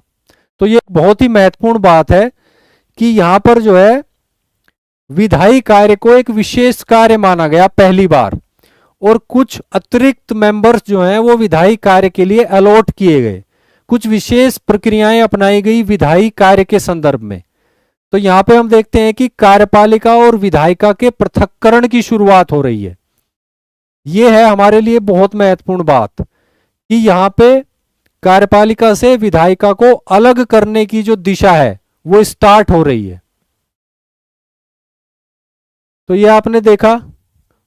उसके बाद चार्टर अधिनियम 1853 के अंतर्गत सिविल सेवकों की भर्ती के लिए खुली प्रतियोगिता परीक्षा का प्रावधान किया गया।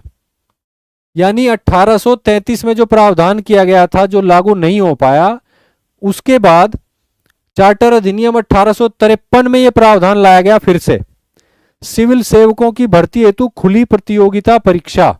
और इस बार इसको इंप्लीमेंट कर दिया गया, इस बार इसको लागू कर दिया गया।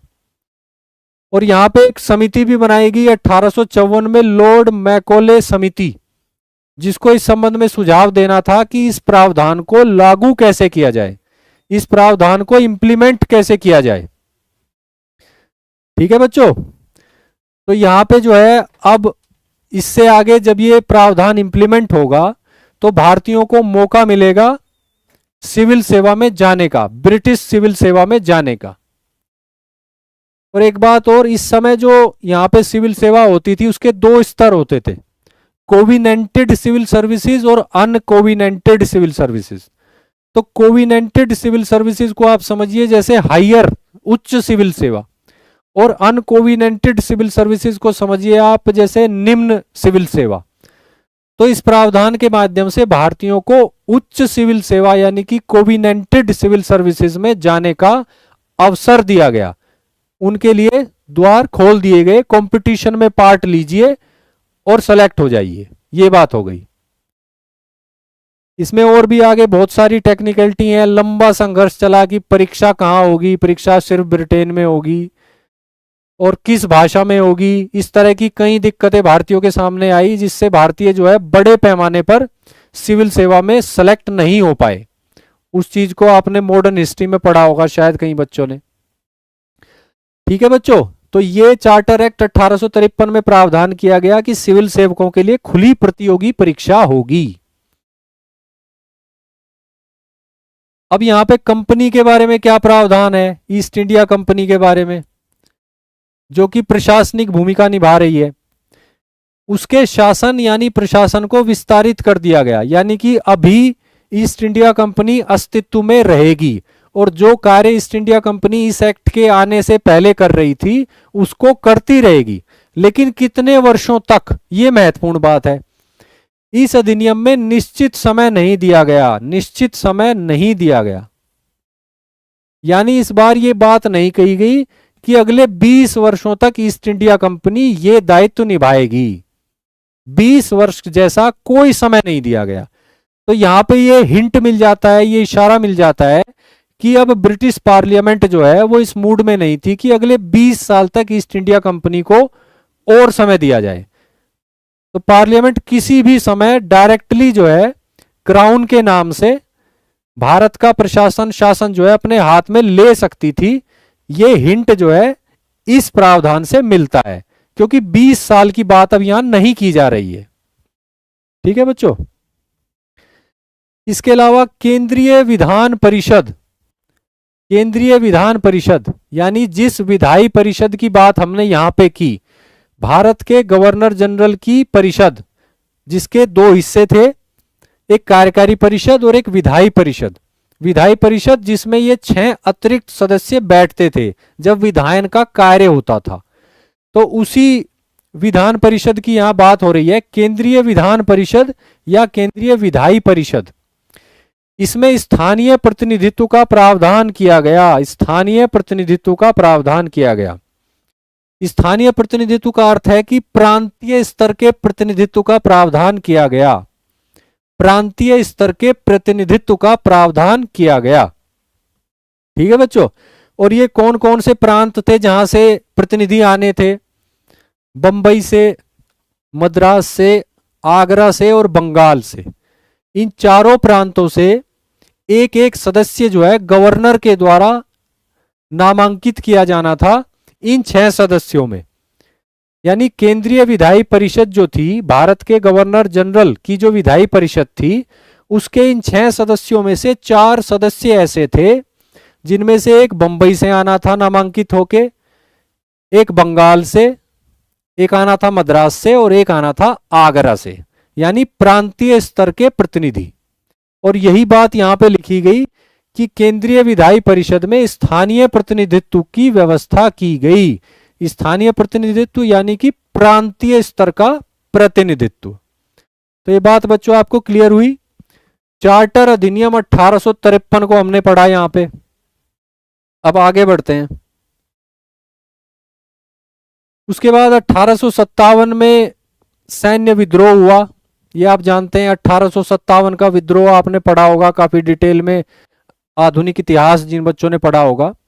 तो उसने काफी जो है नीतियों में परिवर्तन कराया, कई तरह की नीतियों में व्यापक परिवर्तन कराया। भारत को जिस तरह से देखती थी, भारत के बारे में जिस तरह से सोचती थी ब्रिटिश गवर्नमेंट, उसके नजरिए में कई तरह से परिवर्तन हुआ। और 1857 के विद्रोह के बाद भारत को एडमिनिस्टर करने का जो ढांचा था ब्रिटेन में और भारत में, उन दोनों में व्यापक परिवर्तन किए गए। 1858 में भारत सरकार अधिनियम लाया गया, जिसके माध्यम से ब्रिटेन में जो इंस्टीट्यूशनल स्ट्रक्चर थी, जिसके माध्यम से भारत का प्रशासन और शासन चलाया जाता था, उसमें व्यापक परिवर्तन किए गए। वो परिवर्तन एक बार हम देख लेते हैं। और भारत सरकार अधिनियम 1858 को ही कहा जाता है good government for India act, या कह सकते हैं कि act for good government in India, यानी भारत को अच्छी सरकार देने के लिए लाया गया अधिनियम। तो ये भारत सरकार अधिनियम जो लाया गया 1858 में, यानी कि 1857 के विद्रोह के ठीक बाद, इसको देख लेते हैं। यहां से ईस्ट इंडिया कंपनी की भूमिका जो है भारत के संदर्भ में समाप्त हो जाती है। ईस्ट इंडिया कंपनी की भूमिका, किसी भी तरह की भूमिका, पूरी तरह से समाप्त हो जाती है भारत के संदर्भ में। और भारत का जो शासन है, भारत का शासन अब ब्रिटिश क्राउन के नाम से चलेगा, यह व्यवस्था बना दी जाती है। यानी ब्रिटिश क्राउन जो है वो भारत का शासन चलाएगा डायरेक्ट, प्रत्यक्ष रूप से। ब्रिटिश क्राउन के नाम से ही नीतियां यहां पे लागू की जाएंगी। ठीक है बच्चों। और ब्रिटिश क्राउन के नाम से चलेगा तो इसका व्यवहारिक रूप यह है कि ब्रिटेन की गवर्नमेंट जो है वो चलाएगी, ब्रिटेन की कैबिनेट। किसके माध्यम से? ब्रिटेन की संसद के माध्यम से अधिनियम पारित कराकर। और यह अधिनियम भी ब्रिटेन की संसद के द्वारा ही पारित किया गया था। ठीक है बच्चों। तो अब यहां से व्यवस्था बदली, भारत का शासन अब ब्रिटिश क्राउन के नाम से चलेगा। और इसके साथ ही कुछ परिवर्तन हुए। परिवर्तन यह हुआ कि भारत का जो गवर्नर जनरल था उसको अब वायसराय कहा जाने लगा। वायसराय का अर्थ है कि ब्रिटिश क्राउन का प्रतिनिधि, ब्रिटिश क्राउन का भारत में प्रतिनिधि, वायसराय। और उस समय जो भारत के गवर्नर जनरल होते थे, इस एक्ट के आने से पहले लॉर्ड कैनिंग, लॉर्ड कैनिंग, उनको वायसराय बनने का अवसर मिला। वो भारत के पहले वायसराय थे। ठीक है बच्चों। तो वायसराय का कॉन्सेप्ट आपने समझा यहां से। इसके अलावा द्वैध शासन प्रणाली को समाप्त कर दिया गया। द्वैध शासन प्रणाली को समाप्त कर दिया गया। ये प्रणाली कौन सी थी अगर आपको ध्यान हो तो? कोर्ट ऑफ डायरेक्टर्स और बोर्ड ऑफ कंट्रोल वाली। कोर्ट ऑफ डायरेक्टर्स और बोर्ड ऑफ कंट्रोल वाली जो द्वैध शासन प्रणाली थी, जिसको हमने पढ़ा था 1784 के पिट्स इंडिया एक्ट में। यानी पिट्स इंडिया एक्ट के माध्यम से एक नया इंस्टीट्यूशन स्थापित किया गया था, जिसको कहा गया था बोर्ड ऑफ कंट्रोल, यानी कि नियंत्रक मंडल। ठीक है बच्चों। और 1784 से लेकर 1858 तक यही द्वैध शासन प्रणाली चल रही थी भारत के संदर्भ में। ब्रिटेन में, ब्रिटेन में ही कोर्ट ऑफ डायरेक्टर्स होते थे और ब्रिटेन में ही बोर्ड ऑफ कंट्रोल होता था। और ये दोनों इंस्टीट्यूशन जो है अपने अपने फील्ड में मिलकर भारत का प्रशासन जो है वो देखते थे, भारत संबंधी मामले देखते थे। तो ये जो द्वैध शासन प्रणाली थी, इसको समाप्त कर दिया गया यहां पे 1858 में। 1858 के भारत सरकार अधिनियम के माध्यम से कोर्ट ऑफ डायरेक्टर समाप्त, बोर्ड ऑफ कंट्रोल समाप्त, ईस्ट इंडिया कंपनी की भारत में भूमिका समाप्त और द्वैध शासन प्रणाली समाप्त। यानी कि पुरानी व्यवस्था को समाप्त कर दिया गया। इसके अलावा फिर एक नई व्यवस्था बनाई गई। वो नई व्यवस्था क्या बनाई गई वो देख लेते हैं। एक नए ऑफिस, एक नए पद का सृजन किया गया बहुत ही सीनियर लेवल पर ब्रिटेन में। वो थे भारत के राज्य सचिव, भारत के राज्य सचिव, secretary of state for India, secretary of state for India, Bharat के राज्य सचिव पद का सृजन किया गया। और इनको सभी शक्तियां दे दी गई भारत के प्रशासन से संबंधित, राजनीतिक मामले हो, सैनिक मामले हो, व्यापारिक मामले हो, कोई भी मामला हो ब्रिटिश इंडिया से संबंधित, उसका सर्वोच्च अधिकारी जो ब्रिटेन में बनाया गया वो बनाया गया भारत के राज्य सचिव को, secretary of state for India. और इनका कद कैसा था ये देख लेते हैं। ये कैबिनेट मिनिस्टर के इक्वल होते थे, इनफैक्ट ये कैबिनेट मिनिस्टर ही होते थे ब्रिटेन में, ब्रिटेन की कैबिनेट के सदस्य होते थे ये कैबिनेट मिनिस्टर होते थे। और कैबिनेट मिनिस्टर होने के नाते, ब्रिटेन की गवर्नमेंट का हिस्सा होने के नाते ये जो है वहां की संसद के प्रति जवाबदेह होते थे। यानी भारत के राज्य सचिव, secretary of state for India जो है वो कैबिनेट मिनिस्टर होते थे ब्रिटेन में, और ब्रिटेन की गवर्नमेंट का हिस्सा होने की वजह से वो वहां की संसद के प्रति उत्तरदायी होते थे, रेस्पॉन्सिबल होते थे। इनको भारत के संबंध में समस्त शक्तियां जो हैं, चाहे वो कोर्ट ऑफ डायरेक्टर की रही हो इससे पहले, चाहे वो इससे पहले बोर्ड ऑफ कंट्रोल की रही हो, वो सभी इनको दे दी गई। अब इनकी सहायता के लिए एक सलाहकार परिषद का मुहैया कराई गई इनको, सलाहकार परिषद। भारत सचिव को सहायता के लिए एक सलाहकार परिषद उपलब्ध कराई गई जिसके 15 सदस्य होते थे, 15 सदस्य।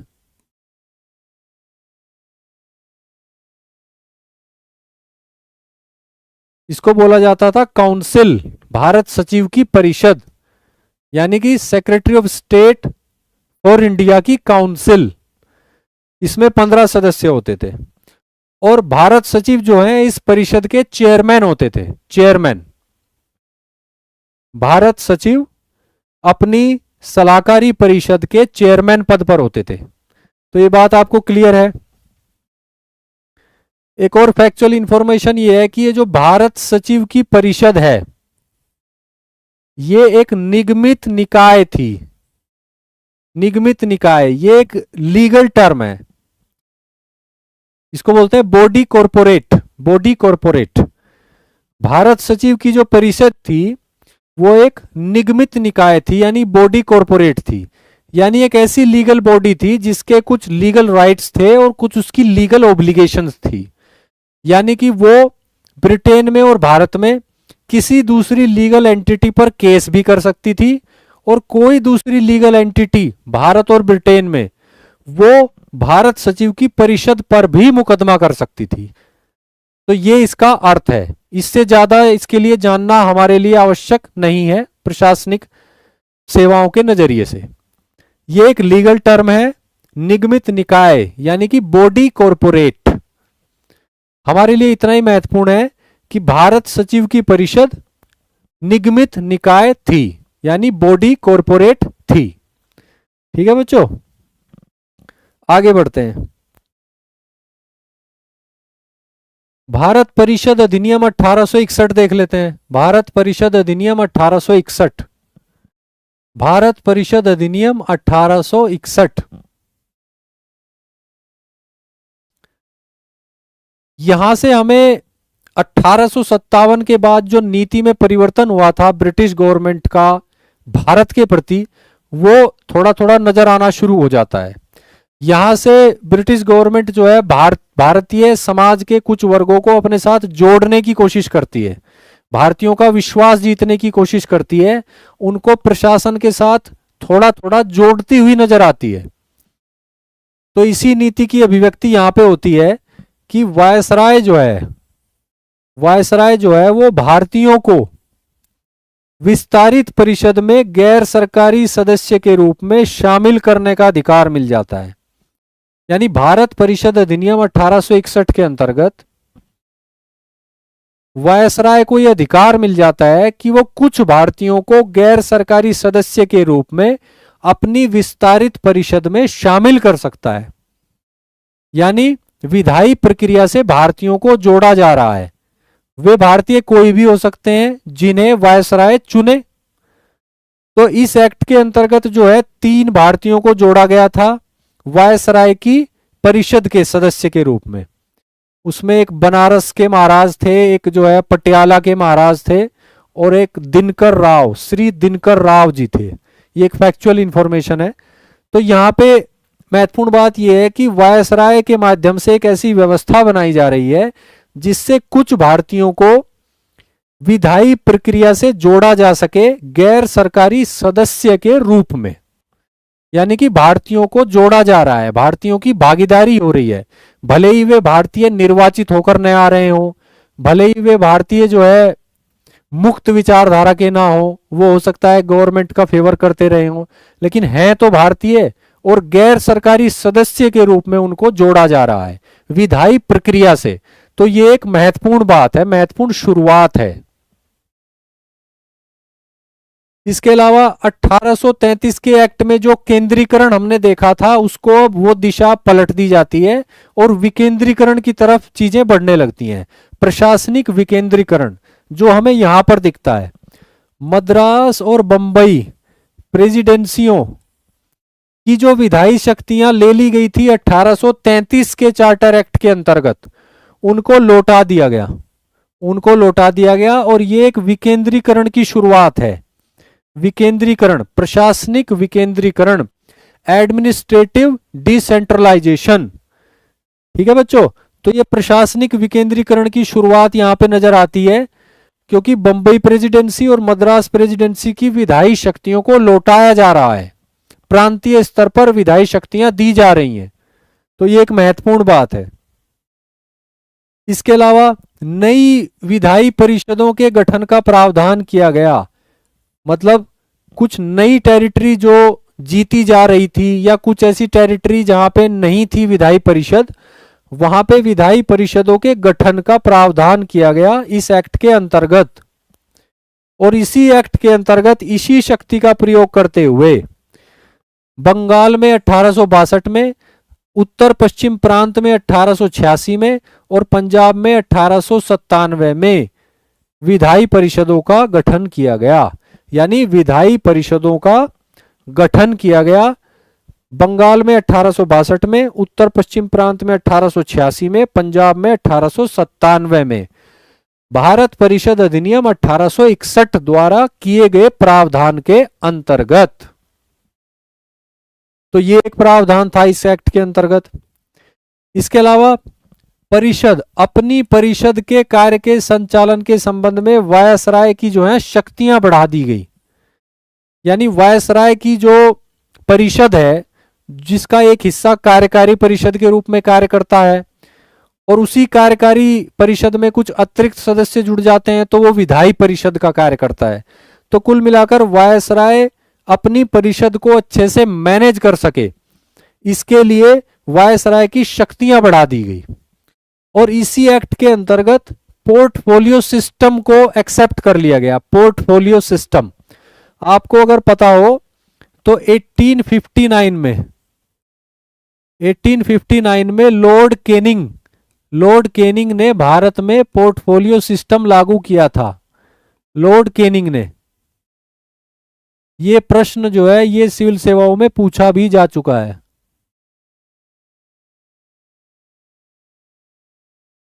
1859 में प्रशासनिक स्तर पर लॉर्ड केनिंग ने भारत में पोर्टफोलियो सिस्टम लागू किया था। जैसा कि आजकल है, जिसको मंत्रालय बोला जाता है, कि उस मंत्री को जो है कौन सा पोर्टफोलियो दिया गया, उसको ये मंत्रालय दिया गया, उसको वो मंत्रालय दिया गया, उसको उस विभाग की जिम्मेदारी दी गई, इसको इस विभाग की जिम्मेदारी दी गई। तो ये जो सिस्टम है कि परिषद के एक सदस्य को एक या अधिक विभागों की निश्चित जिम्मेदारी दे दी गई और उन विभागों के संबंध में उस सदस्य को, उस पार्षद को अंतिम निर्णय लेने का अधिकार दे दिया गया परिषद के बिहाफ पर। तो इसको बोला जाता है पोर्टफोलियो सिस्टम। इसको 1859 में लॉर्ड केनिंग ने लागू किया था और भारत परिषद अधिनियम 1861 के अंतर्गत उसको लीगली एक्सेप्ट कर लिया गया। यानी पोर्टफोलियो सिस्टम को एक्सेप्ट कर लिया गया। आगे बढ़ते हैं बच्चों। ये आप समझ ही सकते हो कि वायसराय को अध्यादेश अध्यादेश जारी करने की शक्ति दी गई। इमरजेंसी के समय में प्रशासन अच्छे से चलता रहे, सुचारू रूप से चलता रहे, इसके लिए भारत के वायसराय को अध्यादेश जारी करने की शक्ति दी गई इमरजेंसी सिचुएशंस में। और अध्यादेश जो है ये 6 महीने तक लागू रह सकता था, अधिकतम 6 महीने तक ये अध्यादेश जो है वो लागू रह सकता था। तो ये प्रावधान आपने देखे, भारत परिषद अधिनियम 1861 के प्रावधान आप लोगों ने अच्छे से देखे। ठीक है बच्चों, कोई डाउट हो तो बताइए, फिर आगे बढ़ते हैं।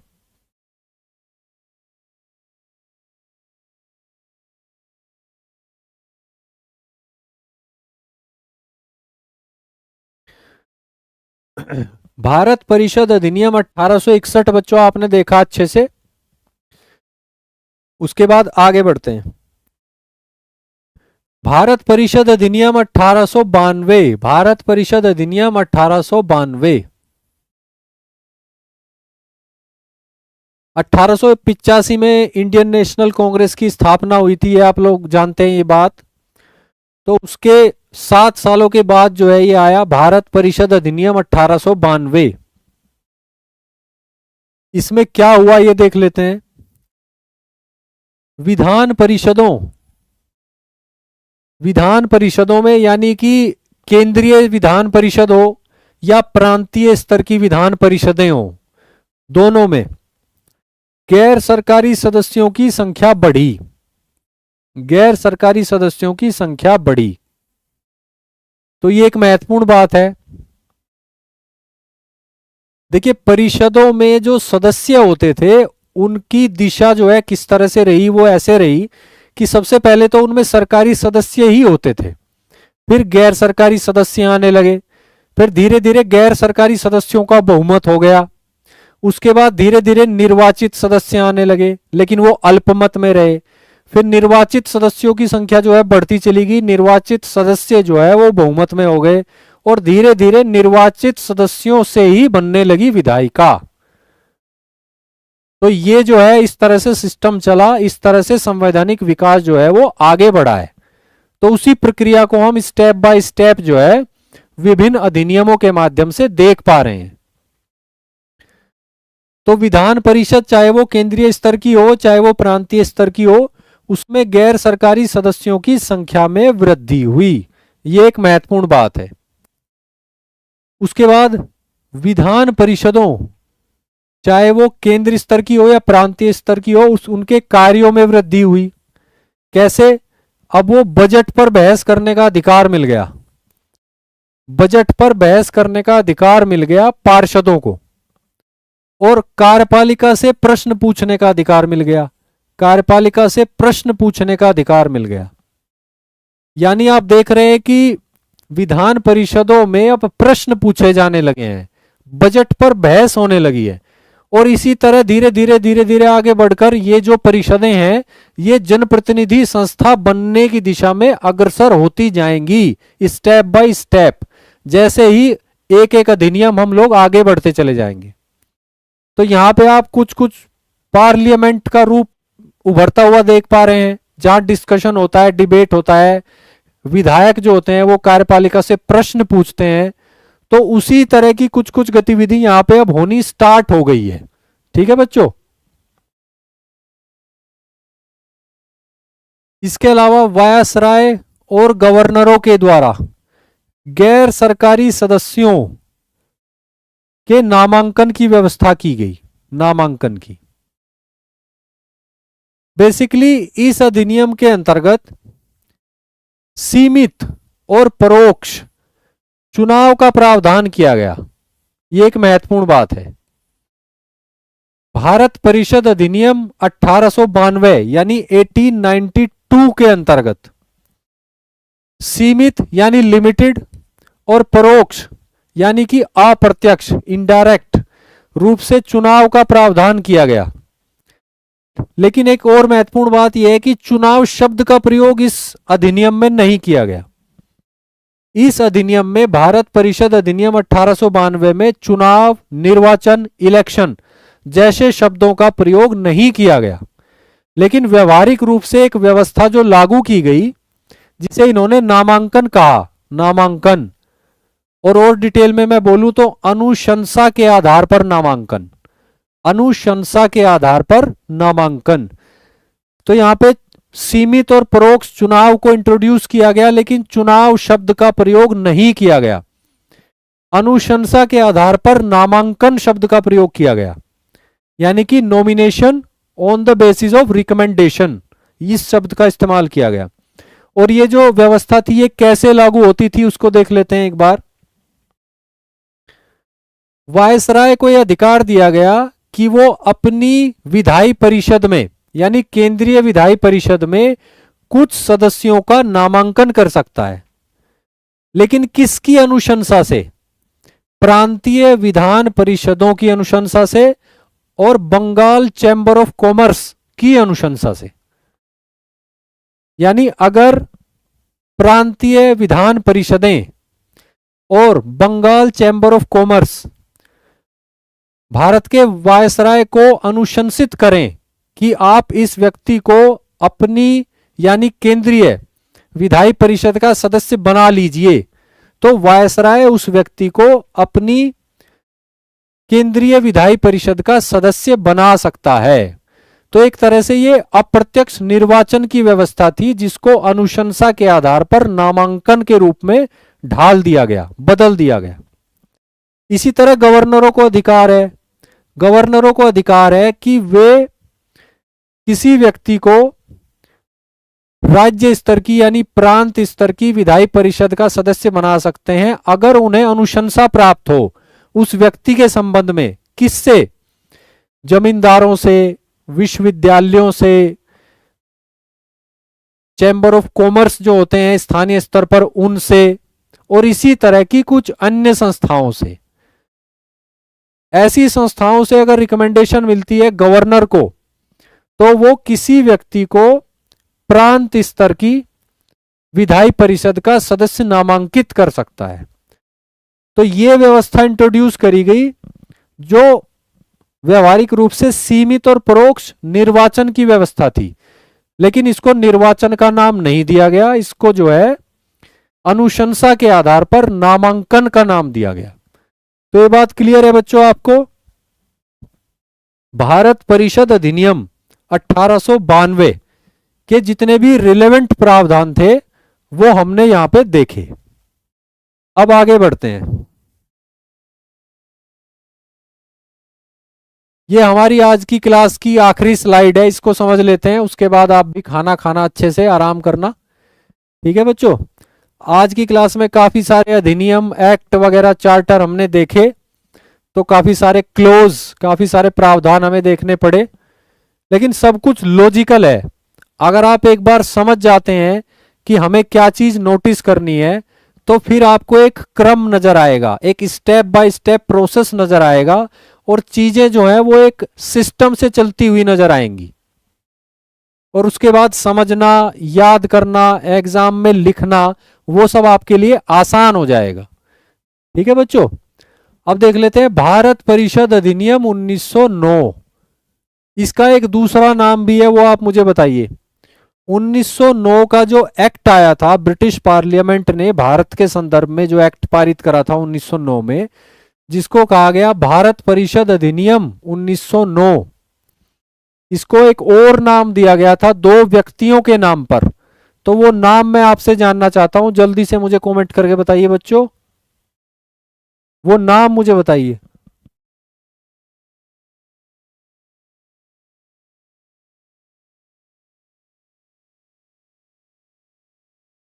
मोर्ले मिंटो अधिनियम, मोर्ले मिंटो अधिनियम।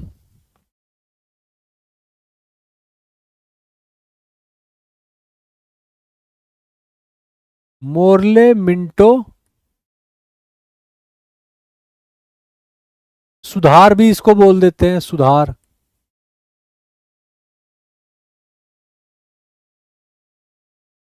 मोर्ले मिंटो सुधार, या मोर्ले मिंटो अधिनियम के नाम से जाना जाने वाला भारत परिषद अधिनियम 1909। ठीक है बच्चों।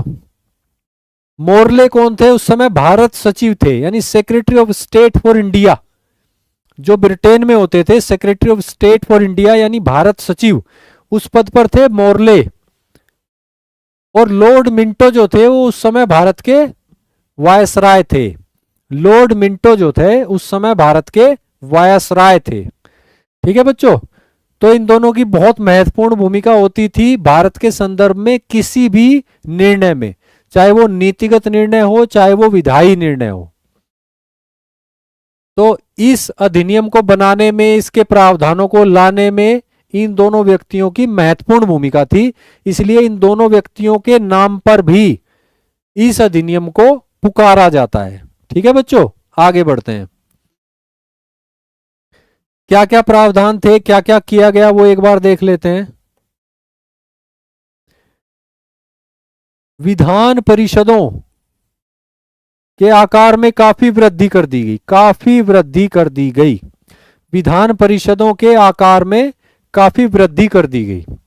आप देख रहे हैं कि प्रत्येक जो अधिनियम आ रहा है उसके माध्यम से अब विधायी जो संस्था है उसके आकार में वृद्धि होती जा रही है, उसके आकार में वृद्धि होती जा रही है।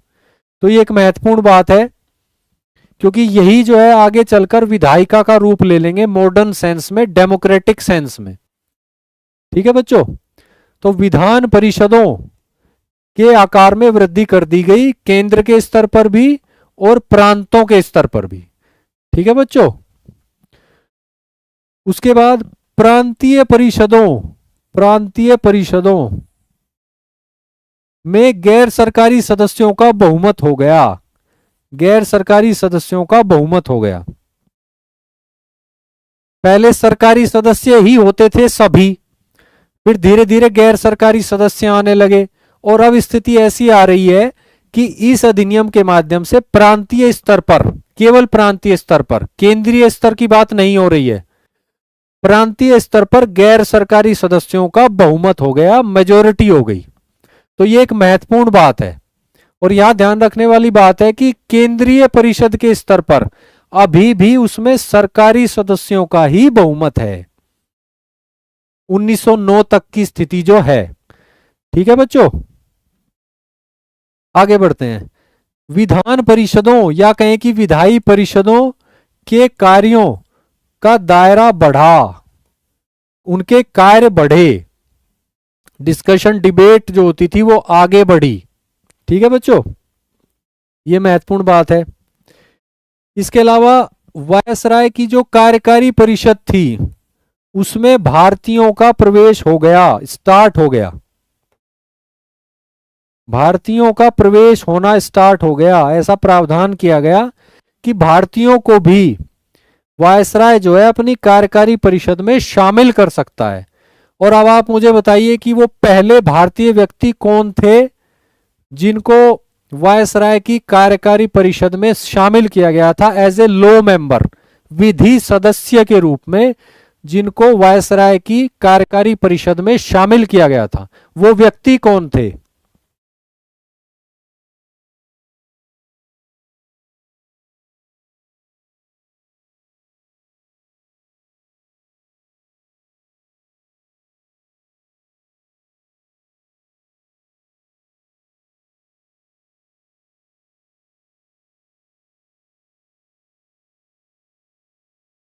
वो व्यक्ति थे सत्येंद्र प्रसाद सिन्हा। सत्येंद्र प्रसाद सिन्हा काफी महत्वपूर्ण व्यक्ति हैं, काफी क्वालिफाइड व्यक्ति हैं, मॉडर्न हिस्ट्री में इनके बारे में हम लोग पढ़ते हैं। सत्येंद्र प्रसाद सिन्हा जो है वो पहले व्यक्ति थे जिन्हें भारत परिषद अधिनियम 1909 के प्रावधानों के अंतर्गत वायसराय ने अपनी कार्यकारिणी परिषद में शामिल किया था। यानी आपसे ये पूछा जा सकता है कि पहले भारतीय कौन थे जो वायसराय की कार्यकारिणी के सदस्य बने थे, तो सत्येंद्र प्रसाद सिन्हा का नाम आप लोग लेंगे, सत्येंद्र प्रसाद सिन्हा। तो आप देख रहे हैं कि यहां पे भारतीय जो है वो आने लगे हैं कार्यकारी परिषद के सदस्य के रूप में भी, ये एक महत्वपूर्ण इनिशिएटिव है, एक महत्वपूर्ण शुरुआत है। ठीक है बच्चों, आगे बढ़ते हैं। ये काफी प्रसिद्ध प्रावधान है यहाँ पे, इसके बारे में आप जानते होंगे कि भारत परिषद अधिनियम 1909 के अंतर्गत मुस्लिमों के लिए पृथक निर्वाचक मंडल की व्यवस्था की गई।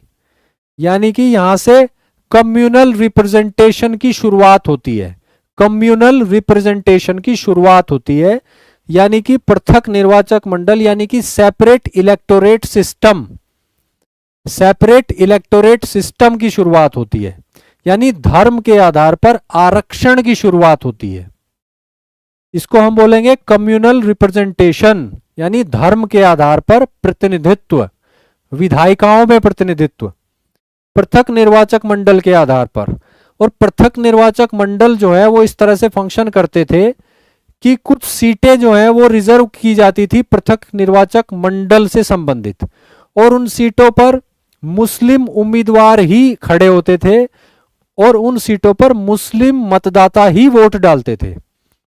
यानी जो मुस्लिम उम्मीदवार खड़े हैं उनके लिए ऐसी राजनीति करना आवश्यक नहीं है जिसमें उन्हें सभी धर्मावलंबियों के वोटों की आवश्यकता हो, उन्हें सिर्फ मुस्लिम मतदाताओं के वोटों की आवश्यकता होती थी, और इससे सांप्रदायिक राजनीति को प्रोत्साहन मिलता था।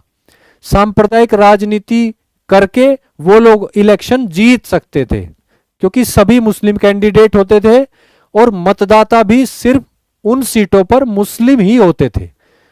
तो इसको बोला जाता है पृथक निर्वाचक मंडल, और इसके आधार पर विधायिकाओं में मुस्लिमों के लिए सीटें आरक्षित कर दी गई। ठीक है बच्चों, तो इसको कम्युनल रिप्रेजेंटेशन भी बोलते हैं, सांप्रदायिक प्रतिनिधित्व, और इसको पृथक निर्वाचक मंडल व्यवस्था यानी सेपरेट इलेक्टोरेट सिस्टम के अंतर्गत लागू किया जाता था। तो ये काफी क्लियर बात है। इस पर काफी जो है भारतीय राष्ट्रीय आंदोलन के जो नेता थे वो नाराज हुए थे कि ये धर्म के आधार पर भारतीय समाज को बांटने की साजिश है ब्रिटिश गवर्नमेंट की। ठीक है बच्चों, इसके अलावा कुछ और वर्गों का भी प्रतिनिधित्व किया गया, कुछ और वर्गों का, कुछ और हित समूहों का, इंटरेस्ट ग्रुप्स का प्रतिनिधित्व जो है इंश्योर किया गया परिषदों में। जैसे जमींदारों को प्रतिनिधित्व दिया गया, विश्वविद्यालयों यानी यूनिवर्सिटीज को प्रतिनिधित्व दिया गया, चैम्बर ऑफ कॉमर्स यानी कि व्यापार वाणिज्य से जुड़ी हुई जो लोग होते थे उनका जो समूह होता था, उनकी संस्था होती थी, उनको भी प्रतिनिधित्व दिया गया।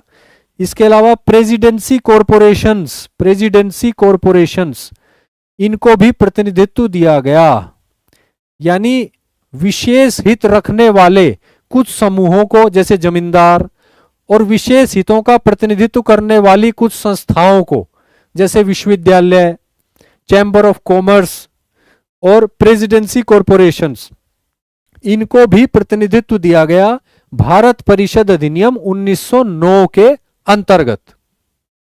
ठीक है बच्चों, तो ये आपको प्रावधान क्लियर हुए।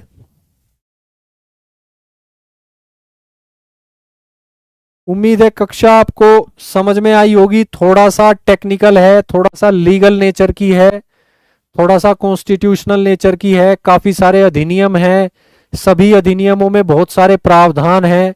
हालांकि सभी प्रावधान आपस में इंटरलिंक हैं, एक स्टोरी है, एक डायरेक्शन है, एक स्टेप बाय स्टेप प्रोसेस है, लेकिन इनको पढ़ना समझना थोड़ा सा टफ है।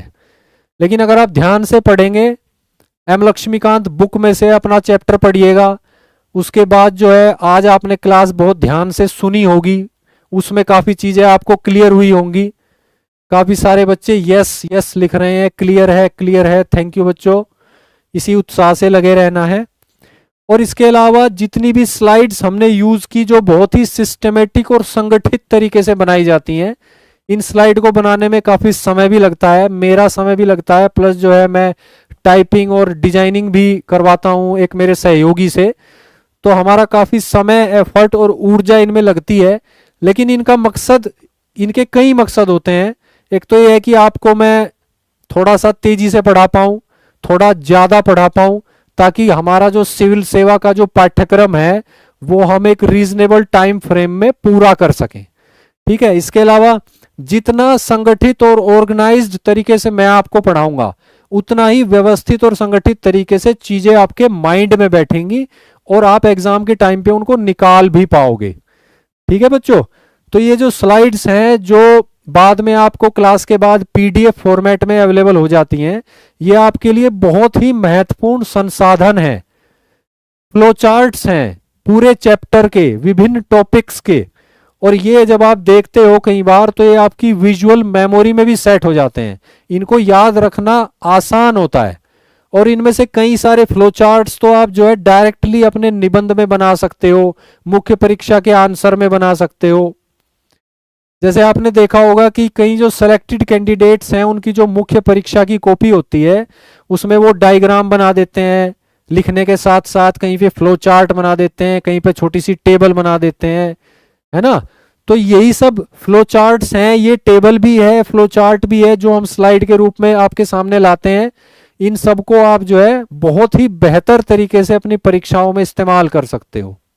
ठीक है बच्चों, तो 3 चीजें करनी है, क्लास को बहुत अच्छे से फोकस होके सुनना है, समझना है। उसके बाद स्लाइड्स पीडीएफ फॉर्मेट में आपको मिल जाती हैं, उनको बार बार पढ़ना है, और एम लक्ष्मीकांत की बुक का चैप्टर आपको पढ़ना है। इतना अगर आप करते हुए चलोगे तो आपका कोई भी डाउट नहीं बचेगा। ठीक है बच्चों, तो आज की क्लास में बस इतना ही। आपसे मिलते हैं कल, और कल की क्लास में हम आगे के अधिनियम देखेंगे, जैसे कि 1919 का अधिनियम, 1935 का अधिनियम और 1947 का भारत की स्वतंत्रता वाला अधिनियम। 1919 का और 1935 का अधिनियम थोड़े बड़े हैं, संवैधानिक रूप से ज्यादा महत्वपूर्ण है, तो उनको हम थोड़ा सा और डिटेल में देखेंगे। इसलिए कल की क्लास जो है वो 1919 और 1935 के अधिनियम पर आधारित होगी। ठीक है बच्चों, तो एम लक्ष्मीकांत की बुक का पहला चैप्टर कुल मिलाकर 2 कक्षाओं में खत्म होगा। इसी के साथ आज की कक्षा खत्म करते हैं। थैंक यू बच्चों, मेरे साथ बने रहने के लिए। इसी ऊर्जा के साथ पढ़ते रहिए, आपको बहुत लाभ होने वाला है। थैंक यू बच्चों, नमस्कार।